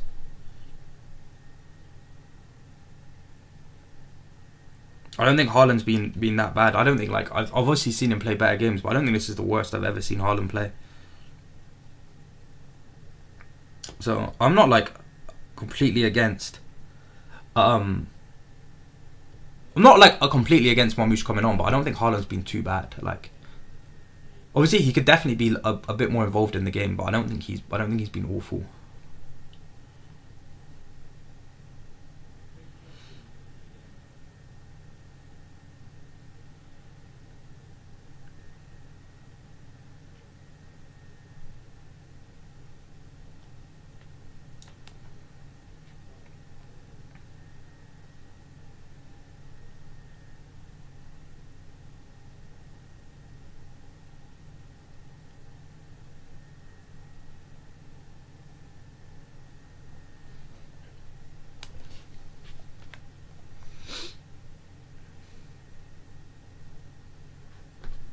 I need a big second half, Shirky, though. What have you got for me?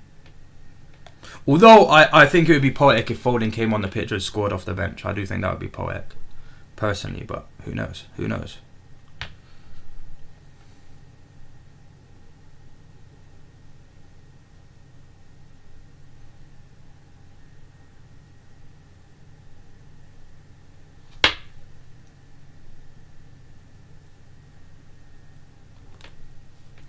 What's the narrative on Kusanov on the timeline?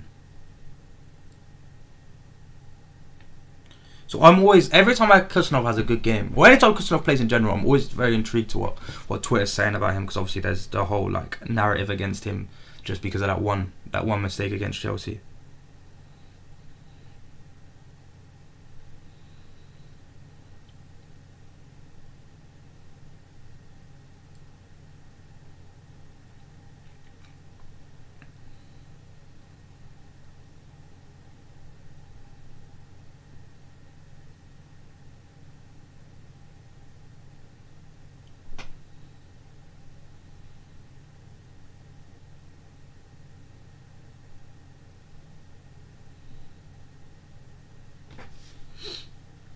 Alright, we're getting ready for this second half.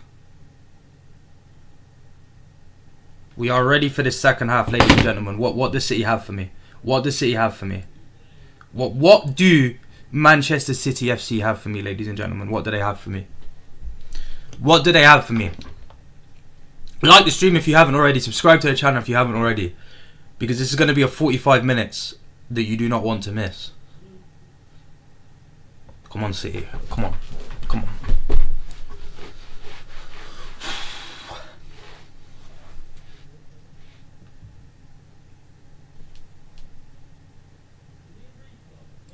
Come on.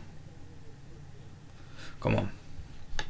Isaac, come on, man. We've got this. We've got this. We've got this. This is a 45 minutes to end all 45 minutes.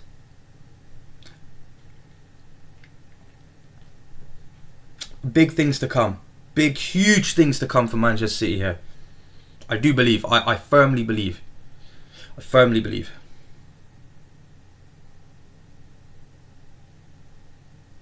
Firmly believe.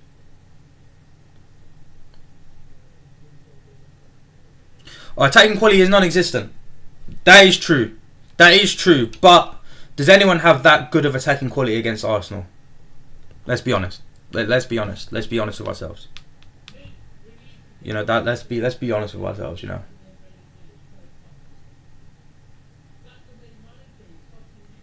Come on. Come on, boys. We got this. We've got this. I do believe. Bernardo to get us underway in the second half. Come on, lads. Let's go. Please. One of the better first halves I've seen for us in a while. Which isn't really saying much. But, come on. Let's go.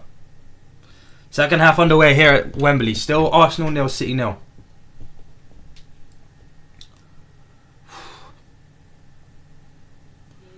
Kusanov, Nunez.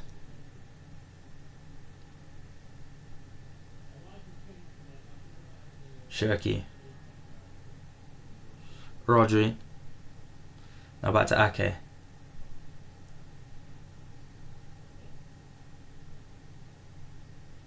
Rodri again.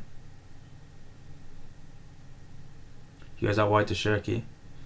Heads it back to Nunez. Nice, Rodri again. Kusanov. Nunez.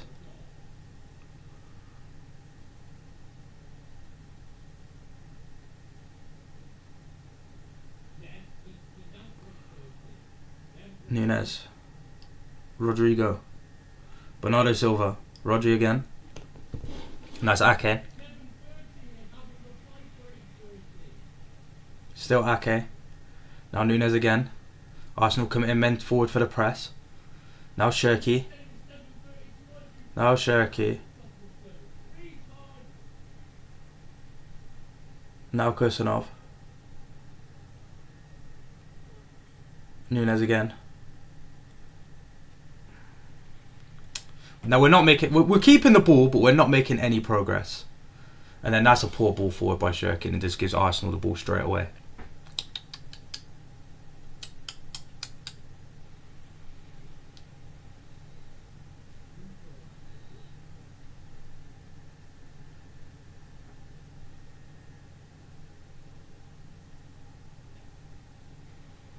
Kepa still just standing on the ball. No City player wants to press him, so this leaves the Spaniard to waste plenty of time. Would you believe it's still Kepa on the ball? Does anyone want to press? Now it's Saliba. Doku begins a press. Back to Kepa. Now Gabriel. Now Hikampe. Back to Gabriel. Now it's Rodri. He heads it forward. It's intercepted by Zubimendi, but it's Rodri again. Now it's Doku. Out to Nunez. Now Semenyo. He then forward to Nunez, who looks for the cross. White just about glances it away, but it's O'Reilly. Now it's Bernardo. Doku. Still Doku. Ake. Bernardo Silva. O'Reilly. Shirky. Shirky goes inside. Still Shirky. Now Semenyo. Now Haaland. Haaland! And then his shot's blocked by Gabriel and it finds the hands of Kepa Arrizabalaga. It's good work from Shirky, to be fair. Good pass into Semenyo. Good first time pass to Haaland. He does initially lose the ball at his feet, but then wins it back off of Saliba. But they're both pulling on each other's shirts. Haaland just can't get a good enough shot off and it's blocked by Gabriel. It's Gabriel. Now it's Hikampe. He goes forward for Gyökeres, who knocks it back to Havertz. Now Gyökeres again. Tries to accelerate away from Rodri, but can't. Then he knocks it in for a cross, and it's brought down by Ake. And then it comes off of Havertz for comes off of Havertz onto Kusanov and out for a corner. Yeah, again, Arif, it's been a better start, but Arsenal have a corner, so I'm not going to speak too soon. Not to speak too soon.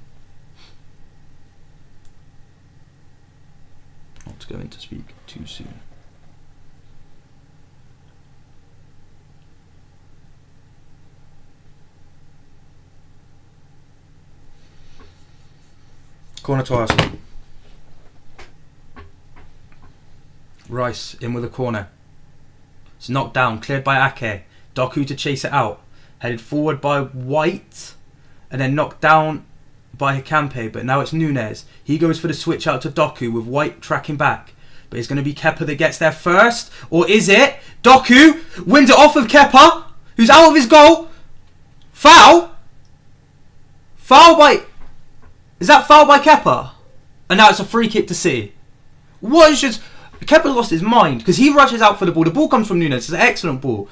White was never getting there. He was running in quicksand. Kepa comes out and then instead of just heading it, he tries to bring it down. But Doku just gets there first. And I believe he does. Does he? Oh. I mean, yeah, he does. He does foul. I mean... We were probably better off without the free kick, if I'm honest. But hey ho, Kepa's now booked. There was a shaky moment there. But again, it's a set piece for City, and we're not great from set pieces. But hey ho, what have we got? What have you got for me, lads? Pep's arguing with the fourth official, because when isn't Pep arguing with the fourth official?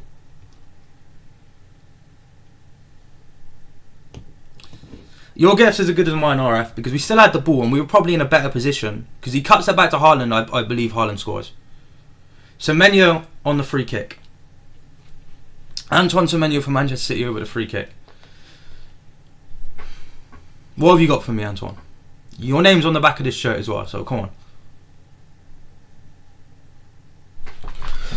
Semenyo for City. On the free kick. It's got Doku camping the edge of the box. Same with Shirky. But is he going to go for goal? The shot's not on. The shot is not on.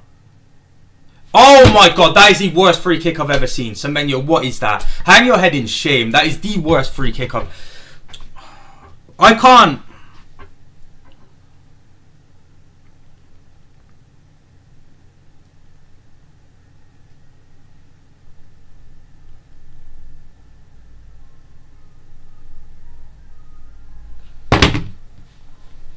That is actually the worst free kick I've ever seen.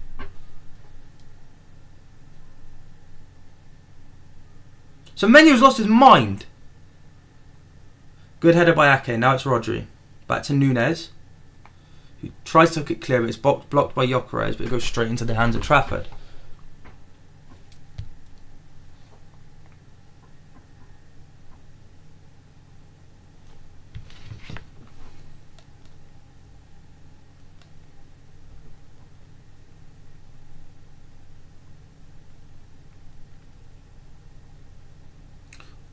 Nunez.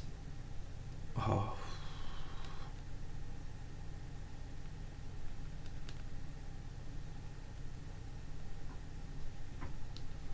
Trafford. He goes along in search for Haaland, but Gabriel wins the header. And Doku gets the second ball. He goes back to Rodri.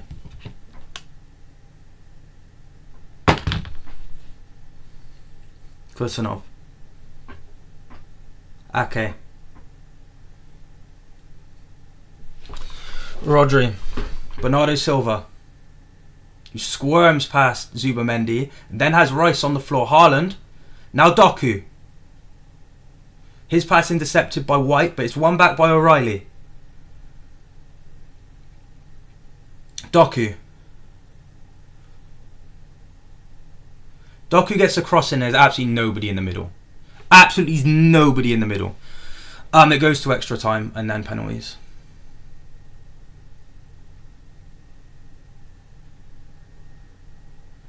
I do believe anyway, unless they've changed the rules. I don't know. Unless they've changed the rules. It did go to extra time and then penalties, but I don't know if they've changed the rules. The FA are always changing rules when it comes to these cup finals. Cherki. His pass to Haaland's intercepted, but Haaland wins it back off of Rice. Still Haaland. Rodri. Kusanov. Ake. Bernardo Silva. Still Bernardo Silva. Still Bernardo Silva. Still Bernardo Silva. Still Bernardo Silva. Now it's Doku. He goes for the cross. Haaland! Oh. Trossard's there first. Now it's Cherki. Still Cherki. He finds Rodri. Rodri shoots. It's blocked by Zubamendi. Rodri again.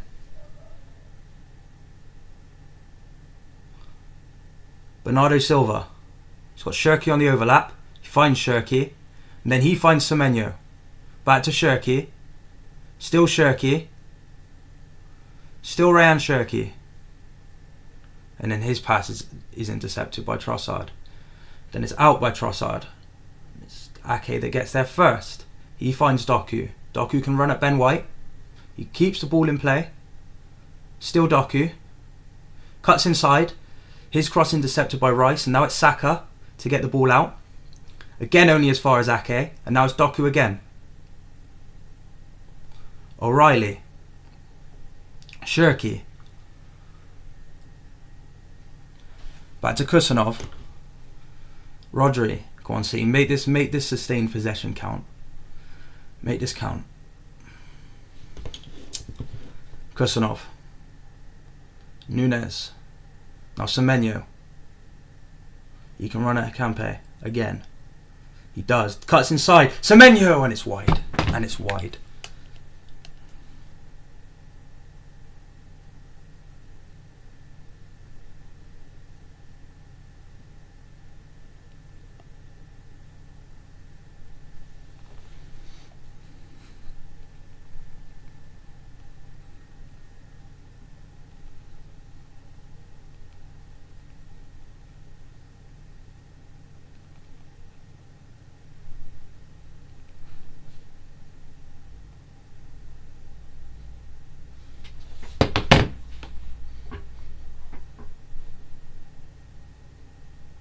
Kepa again.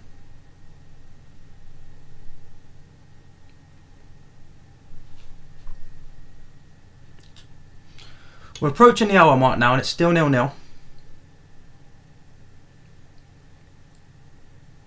O'Reilly beats Havertz to the ball. Now it's Doku.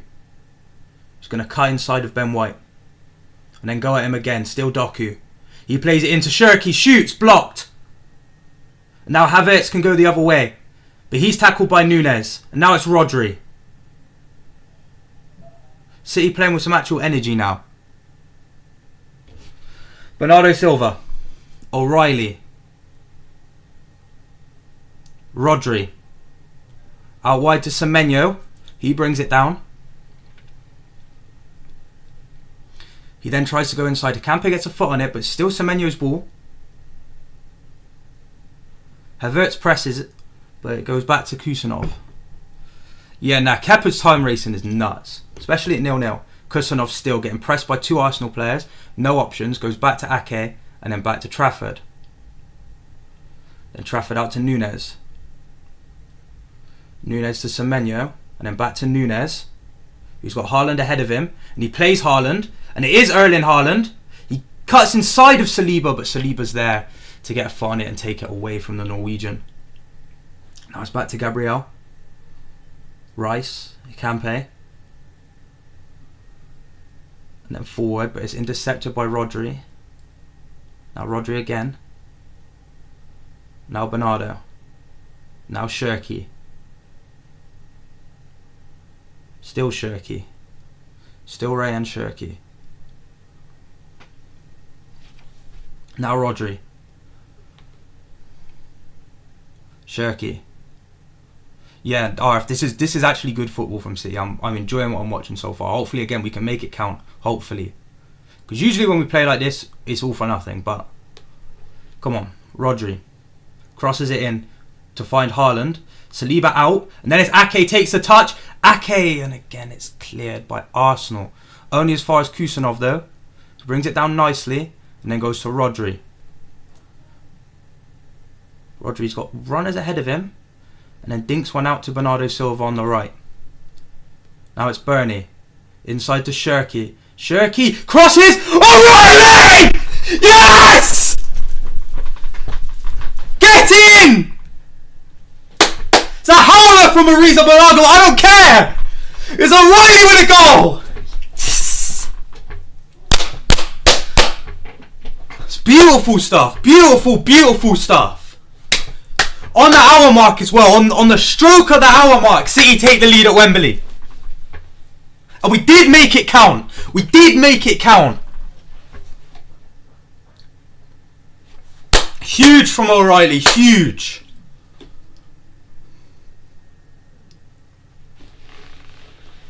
Yes. See this again. So Rodri. Lovely switch out to Bernardo Silva. Good touch from Bernardo. Straight on the inside to Shirky. Shirky looks up, dinks it. Kepa tries to catch it, can't. O'Reilly gets ahead of his man, who I do believe is Ben White. No, it's Zuba Mendy indeed. And oh, what a goal. What a goal from City. Obviously, we're helped by Ariza Balaga letting the ball slip through his hands. But O'Reilly, that's beautiful movement at the back stick. And that's 1-0. Huge, huge stuff. And we're so back. Just hold on to this lead, City, please.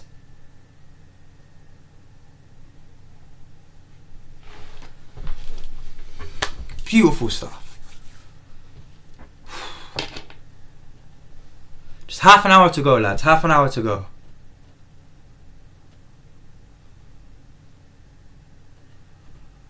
It's Ake. Doku. Back to Bernardo Silva. Now Rodri. Now back to Ake. Kusanov. Arsenal really do need to come out and play football now. Is that going to work in our favour or theirs? Who knows? Now it's Doku, who can run at Ben White. And does run at Ben White. Saka tracks back. Can't win. And he's shrugged off by Doku. And then he goes back to Bernardo. Now it's the goal scorer O'Reilly. O'Reilly, beautiful touch inside Havertz. Still O'Reilly. Now it's Haaland. He goes to find O'Reilly again, but it's intercepted. And the clearance goes all the way through to Kusanov. Nunez, you've lost your mind, bro. Keep it composed. Calm and composed. Kepa goes long. In search of Havertz, but Ake beats him in the air. Now it's Rodri. Back to Nunes. Now it's Bernardo Silva. Now Shirky. Ryan Shirky runs at the Arsenal back line. Tries to backheel it to Semenyo, but Trossard is there. And Trossard is fouled by Semenyo. It will be a free kick to Arsenal.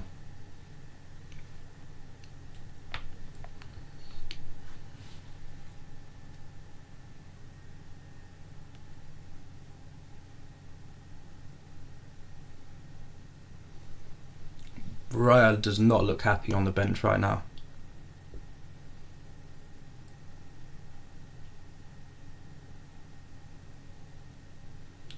Damn, I need the toilet again, but I don't wanna leave the stream unattended and us concede.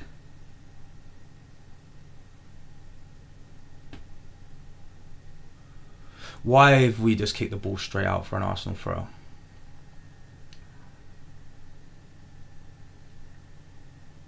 Madueke and Calafiori look to be coming on for Arsenal, but I'm actually going to quickly run to the toilet. Please don't concede, City.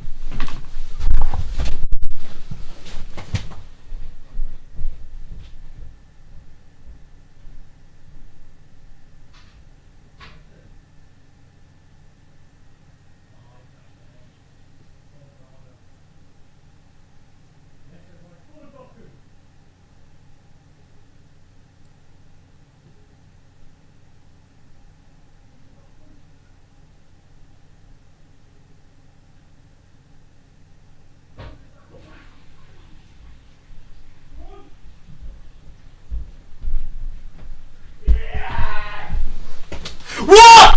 O'Reilly, what? Just come back! I missed the goal! I missed the goal, but I'm back! No, what's just happened? Let me close my door. I've just come back! Nah, what is happening? I've just come back! I've just come back from the toilet. What's going on? What's going on? What have I just missed? Chat, fill me in, please. Chat, fill me in, please.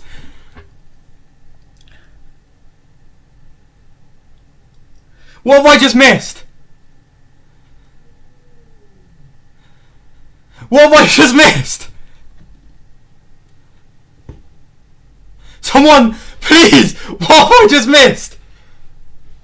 Doku has the ball. And then he just cuts it all the way back to Nunes. Then to Rodrigo. And then back to Nunes. And another cross lifted to the back stick. And O'Reilly again.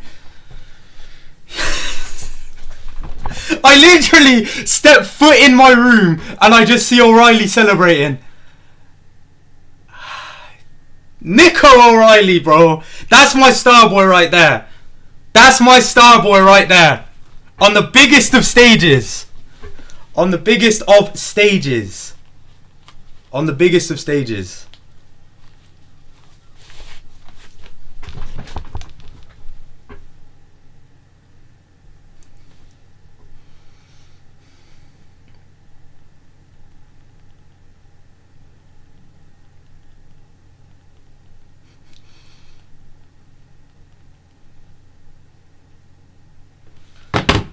Huge. Now it's O'Reilly defending against Noni Madueke. Let me actually change that as well. Let me change the lineups. My apologies for the changes that have been made because I've literally just got back, as you guys know. Yes. So who did Madueke come on for? It's not giving me the changes. What's happened? Can I find out who's come on for who, please? If it wants to tell me.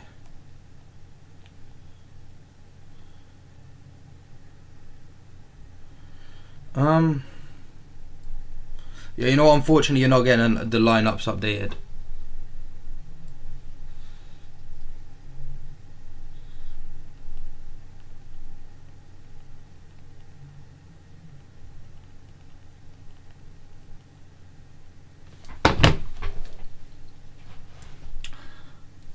Rodri.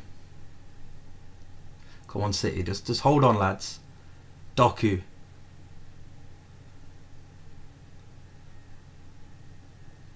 Madueke. He comes forward. He's tackled by Rodri. Now it's Ake. Back to Rodri. Now Ake again. Now Bernardo Silva. Now Rodri. He goes to hit it long for Semenyo to chase, but I think Calafiori will get there first. He does, but he is under pressure from Semenyo. But Semenyo sees out. Calafiori sees out for a goal kick.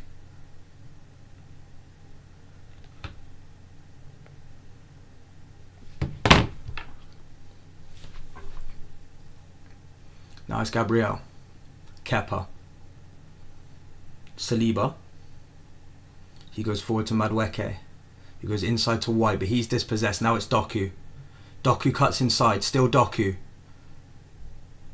Skips away from the challenge of... Yo, RF, bro! Stop saying stuff like that, bro! Nah. Stop manifesting negative energy in the chat, please. Shirky with the kiki uppies. Now Ake. Now Rodrigo.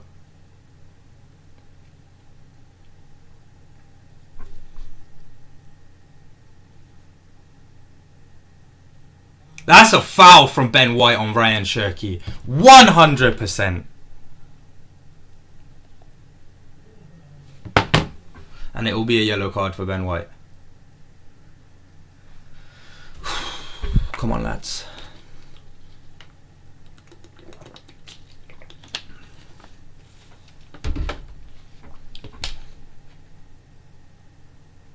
Bit of aura farming from Shirky there.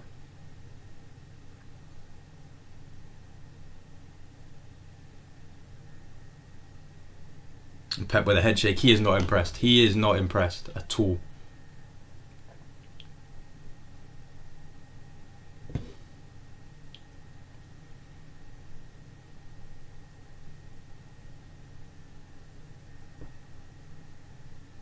Now the kicky uppies was crazy from Shirky, I won't lie.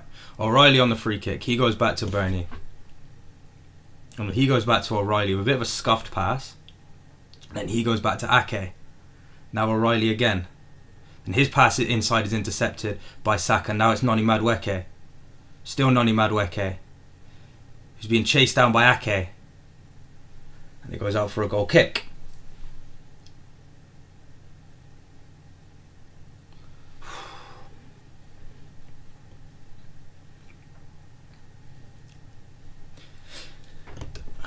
Come on, lads, man. Just see this out. See this out.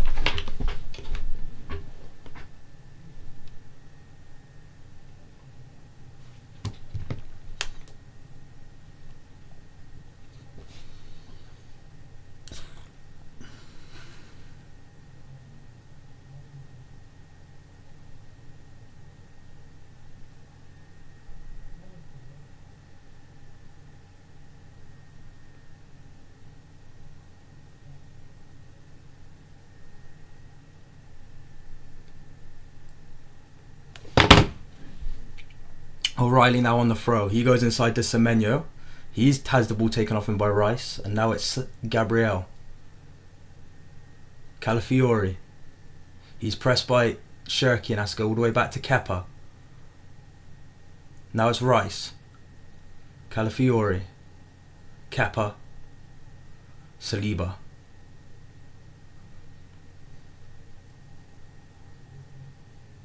Ben White. Bukayo Saka. Now it's Madueke. He plays the ball over the top for Calafiori to chase, but Nunes gets there first and is able to take a good touch around Calafiori and then hit it clear and long, and it will run all the way through to Kepa. No unnecessary risk here for City so far. Zubamendi.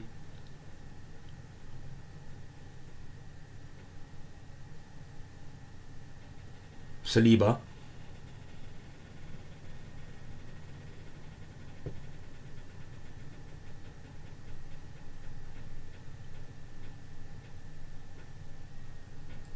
Now Madueke. White. Madueke. Zubamendi. Declan Rice. Gabriel. Saliba. Madueke. Still Madueke. Still Madueke. He's been brought down by Semenyo and it's going to be a free kick to Arsenal. Needless foul there from City. Very, very needless.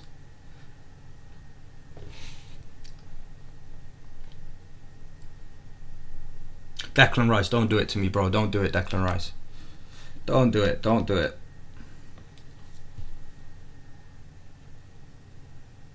Rice, don't do it.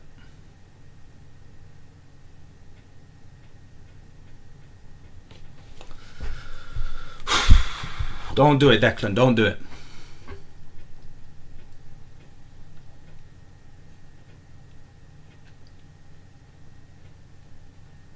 Yeah, so am I now with this free kick. Declan, don't do it. We've got no wall for this as well. It does look like he'll cross it, but there is no wall, which does make me a little nervous. He does cross it. Calafiore, and it's straight at Trafford. Straight at James Trafford.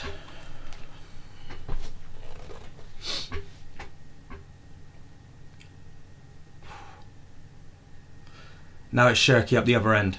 What a one with Saliba. He cuts it back to Rodri. And then back to Bernardo Silva. Now Rodri. Now Kusanov. Now Ake. Kusanov. Nunes. Semenyo. Bernardo Silva back to Kusanov. Come on, City. Nunes. He goes to Bernardo Silva. Good touch. Now O'Reilly, the goal scorer. Now out to Doku. Still Doku. He runs around Ben White. Ben White recovers well though. Still Doku. Looking to slow it down and take the sting out the game. Kepa deserves prison time.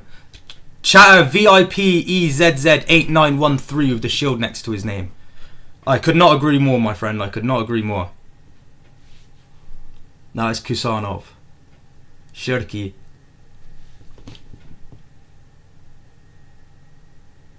Still Shirky. Still Shirky. Still Rayan Shirky. He cuts it back for Haaland, but Gabriel gets there first. Now it's Rice. Trossard. He goes forward in search for Gyökeres, but Ake gets there. Now it's Rodri. Back to Bernardo Silva. So if most of the team they've not come out for the second half. I was very shocked for the way we've come out for the second half, if I'm being honest. Like, I was, after the first half, I wasn't expecting too much of us going forward, but we've looked a lot better, and hopefully we can just see this out. O'Reilly, and he's headed out for a throw-in.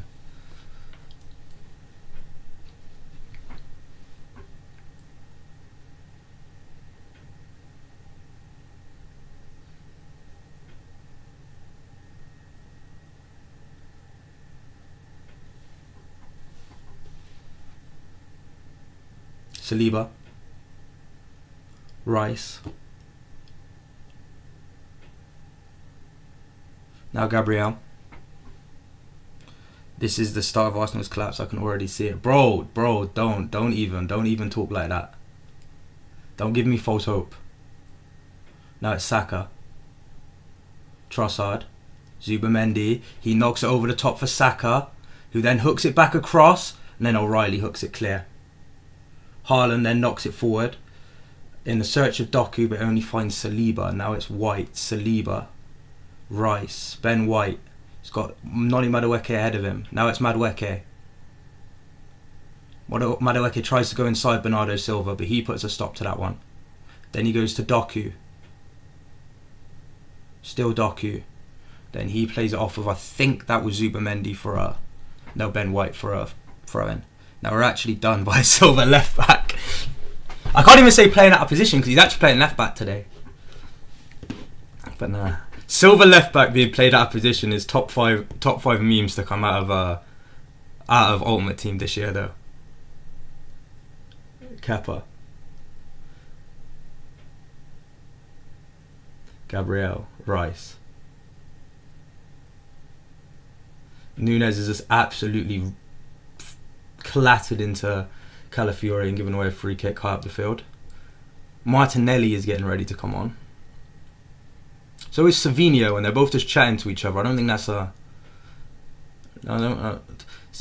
That's actually funny that you just got Jesus, Martinelli and Savinho all just sat there chatting like while they're playing for opposite teams, getting ready to come on for a cup final. That is woke nonsense. Like, I'm not usually on the woke nonsense train, but what Savinho, Martinelli and Gabriel Jesus are doing there, that is woke nonsense. Like, I'll get behind that one.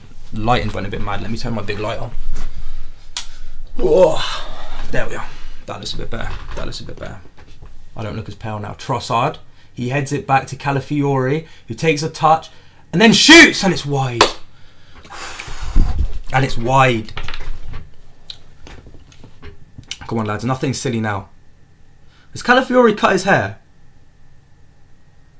Yeah, he has, I think. I don't remember it being that short. It's a good shot from him, and we're very lucky Trossard doesn't get on the end of that. Because he's actually made some... Yeah, that's a really good connection on that ball as well. And we're so lucky Trossard doesn't get on that. So lucky. Very lucky.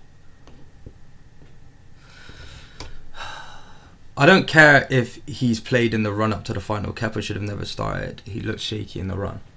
Again, you know, it's one of those things. You can't ever... I just don't think you can play a goalkeeper for a whole cup competition and then drop him. I think that's so unfair. It doesn't matter how good or how bad the goalkeeper is. I do think he has to play. You know, he has to play. Unfortunately, like... That's just something I've always believed in, though. Like, if you're a goalkeeper and you've played the whole cup competition... Any player in any position, but I think it's most important for a goalkeeper because you don't usually get subbed on or subbed off as a goalkeeper. So I just think it is, like, you know, the right thing to do, the morally correct thing. Bernardo Silva's lost his mind for a second there. And then Trafford just hits it long, as he should. Gabriel. Nunes. Shirky. Back to Nunes. And then Nunes back heels it out for a throw-in.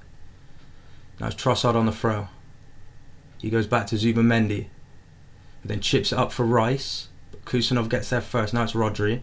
Nunes. Rodri. Doku. He takes it around Madueke. Then just slows the game down. Back to O'Reilly. Now Ake. He then switches it out to Nunes, who just about anticipates the bounce, but his pass forward to Semenyo is not good at all, and it's intercepted by Calafiori, who can go the other way. Bernardo Silva with a huge tackle on Zubamendi. Now it's Haaland. He goes to Shirky. Shirky can jog forward now. And then he slows it all the way down and just keeps the ball out on the touchline with Gabriel. And then he goes back to Rodri, who tries to go back to... Can we stop passing the ball out for Arsenal throw-ins, please, lads? If you score another goal, I'm gonna go UDP mode. Yeah, no, that's dark. That's dark. But I don't think we're gonna score because we keep giving you fucking throw-ins, man, when we don't need to. That's poor from Ben White. And now it's Bernardo Silva who finds Doku, who goes inside to Rodri. Now it's Shirky. Shirky just runs forward, keeps running Shirky, and then goes sideways to Semenyo. Semenyo back to Nunes, inside to Rodri. Now Bernardo Silva. That's a poor touch from him, but he's able to knock it back to Kusanov. Rodri. Bernardo. Out to Shirky.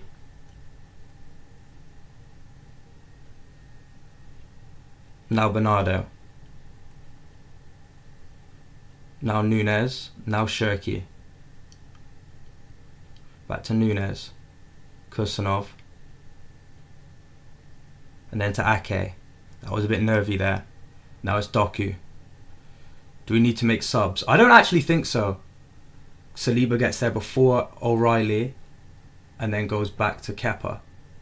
Now it's Saliba. More changes now for Arsenal. Number 19, Trossard, comes off for Martinelli. And I'm going to guess that's going to be 14 coming off for number 9. No, it's Ben White even, so it's number 4 coming off for number 9 for the last 8 minutes of this game. Can City hold on? Jesus on for White, Martinelli on for Trossard. 2 Brazilians coming on for Arsenal. Gabriel. You think it's going to end 3-0? Interesting. Saliba.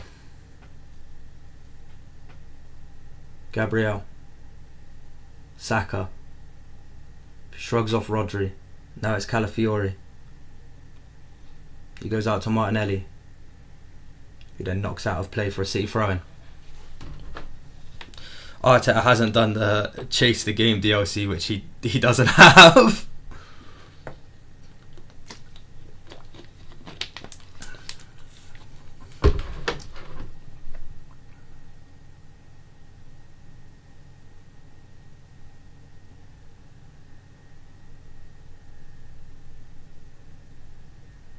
Saliba, Zubamendi.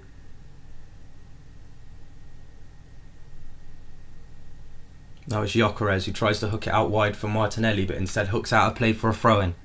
83 minutes on the clock, still 2-0 to City.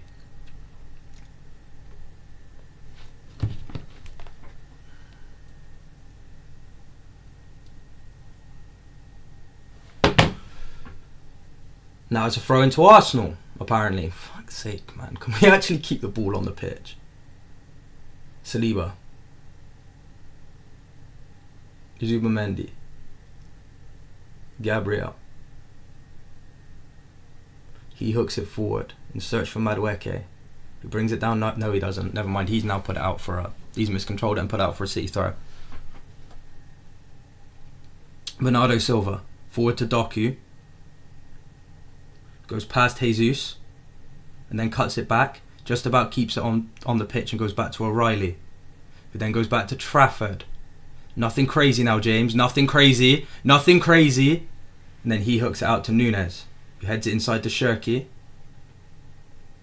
who is dispossessed by Gabriel and puts it out... Well, no, he's not dispossessed by Gabriel. Sorry, he puts it out for a throw-in from pressure under Gabriel. But so you have the ball back with Shirky. Still Shirky.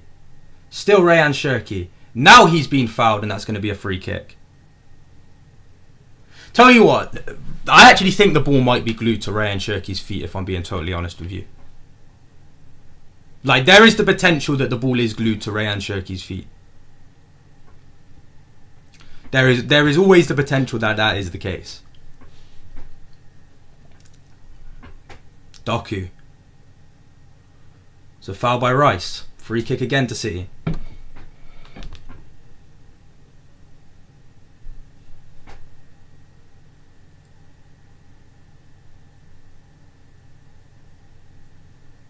What do you mean wake up call, RF? That could mean many things. You're gonna need to elaborate on what you mean by that. Rodri. That is the wildest free kick I've ever just seen be taken by Rodri. Like, what was that?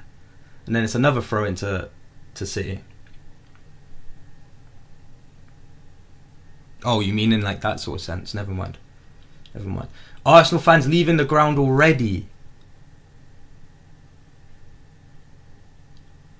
Already, with 5 minutes still left on the clock, you know. I actually had a friend from uni that went to the Community Shield. He's an Arsenal fan. Went to the Community Shield when we played them in the Community Shield, and left. He left Wembley before Trossard scored. It was Trossard before Trossard scored, and then obviously Arsenal went on to win on penalties. So he missed all of that because he left the game early.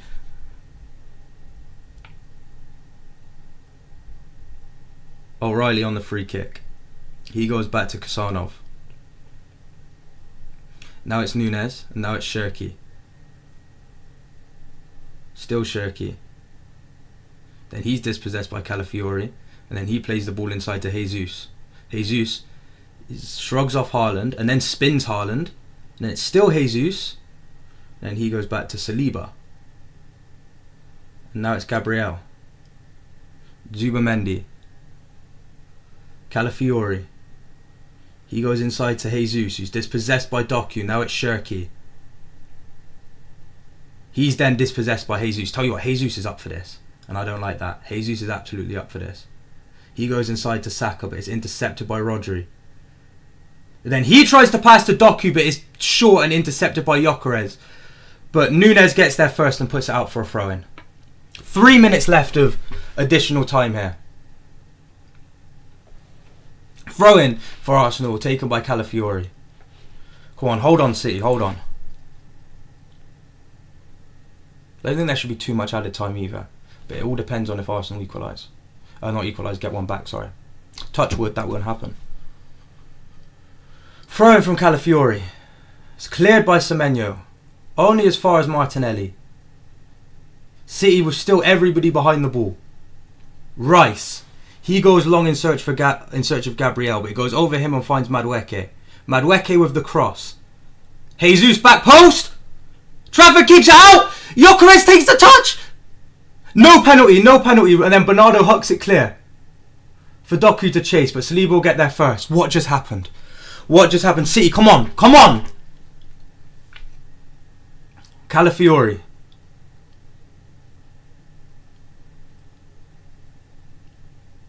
Declan Rice. He goes forward to Saka. He's looking for space. He turns. Saka turns. Shot blocked by O'Reilly, and now it's Doku to go the other way. Doku. Rodri. Out wide to Semenyo for him to chase. And he does get there before Calafiori. 88 minutes on the clock now. Semenyo running down the touchline. He's got Shirky for backup. He looks to be trying to take it to the corner. But Calafiori will not let him get there. Now it's Nunez. Rodri. Still be no changes for City this game, which is really interesting. Kusanov. He goes forward to Nunez with loads of space to run into Mateus Nunes. He then goes sideways to Shirky. Still Shirky, just absolutely taking the piss in that far corner now. Then he crosses it in. Gabriel heads it clear. Then Jesus brings it down and he knocks it clear. Only as far as Ake though. Who then goes back to Kusanov. 89 minutes on the clock now. Still 2-0 to City. As Wembley starts to vacate of red shirts. Bernardo Silva. O'Reilly. Ake. Into Doku, who's in plenty of space. Doku. Still Doku. And his shot is dragged just wide. Why was nobody picking it up? Nobody's picking him up there. Then he shoots and yeah, it's just wide. But this Jesus chance, he heads it. Trafford hits the top of the post. Then Gyökeres brings the ball down. Oh, I don't even get to see that because it's just a replay of the Jesus header that hits the top of the crossbar.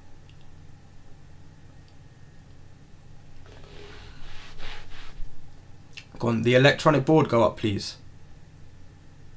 So Shirky is coming off, so it is a change for City. Shirky comes off for Foden. And how many minutes added on? 4 minutes. 4 minutes to hold on now for City. Ryan Shirky off for Phil Foden. Kepa goes long.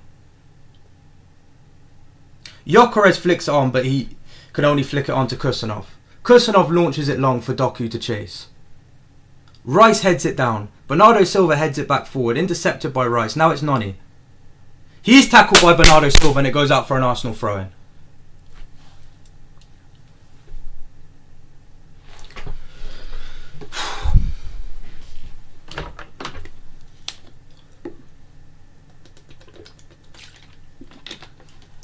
Zubamendi.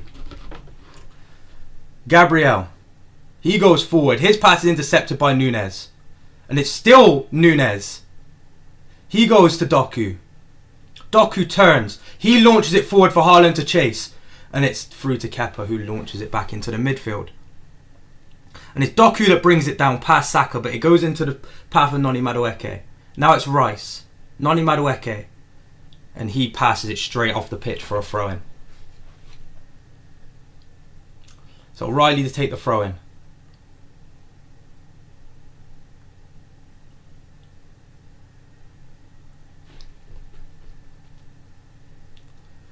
Man of the match, of course, goes to the goal scorer, Nico O'Reilly, my star boy. Zubamendi forward. Headed clear by Ake. Only as far as Jesus in the midfield. He plays it inside to Martinelli, who tries to suck Nunes in and play it on the overlap for Calafiori, but Nunes is there ready to retrieve the ball. Now it's Rodri. Semenyo.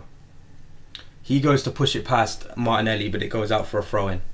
2 minutes left of additional time to play here at Wembley, and it's still 2-0 to City.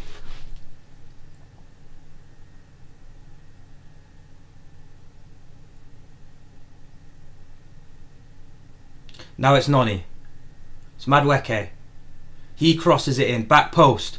Headed clear by Kusanov. Only as far as Calafiori, who gets it back to Gabriel. He's pressed by Foden. It's still Gabriel. Foden does need some support out there. Then he goes backwards to Zubamendi. A minute and a half left on the clock.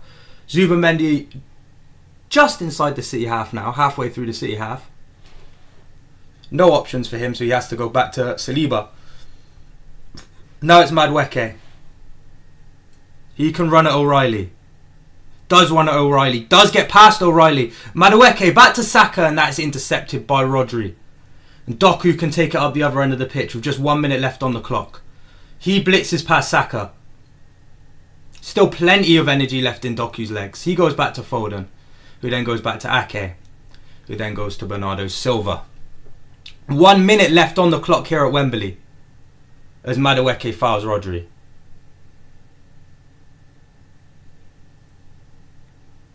They've already began etching Manchester City's name back on to the Carabao Cup. We're so back.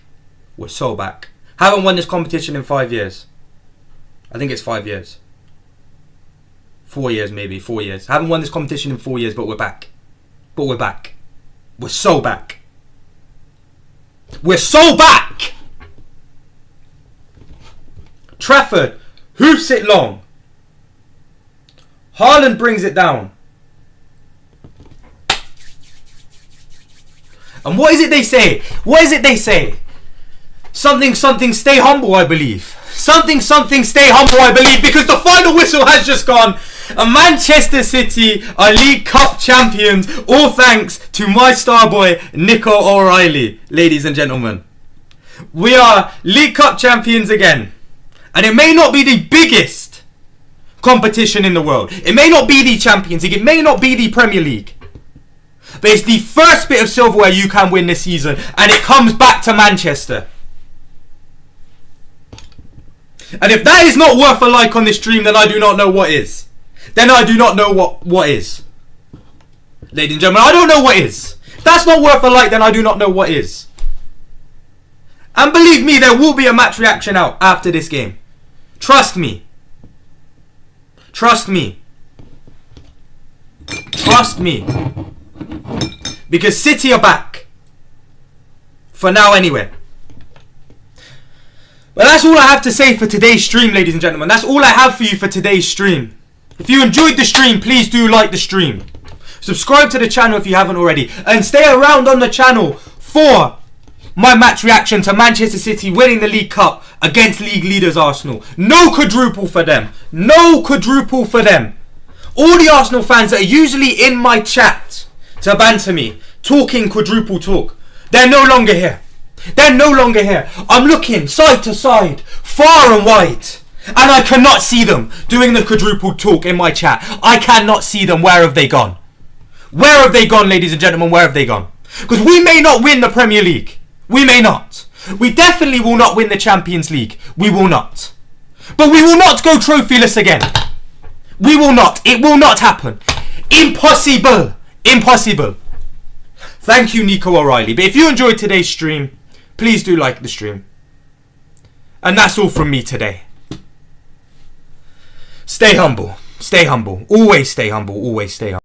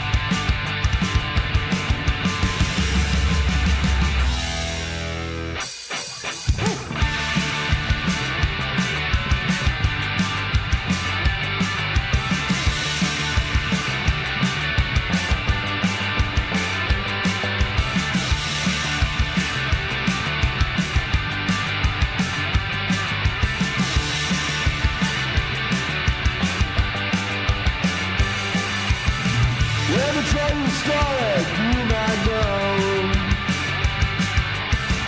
It's been knocking around just like before.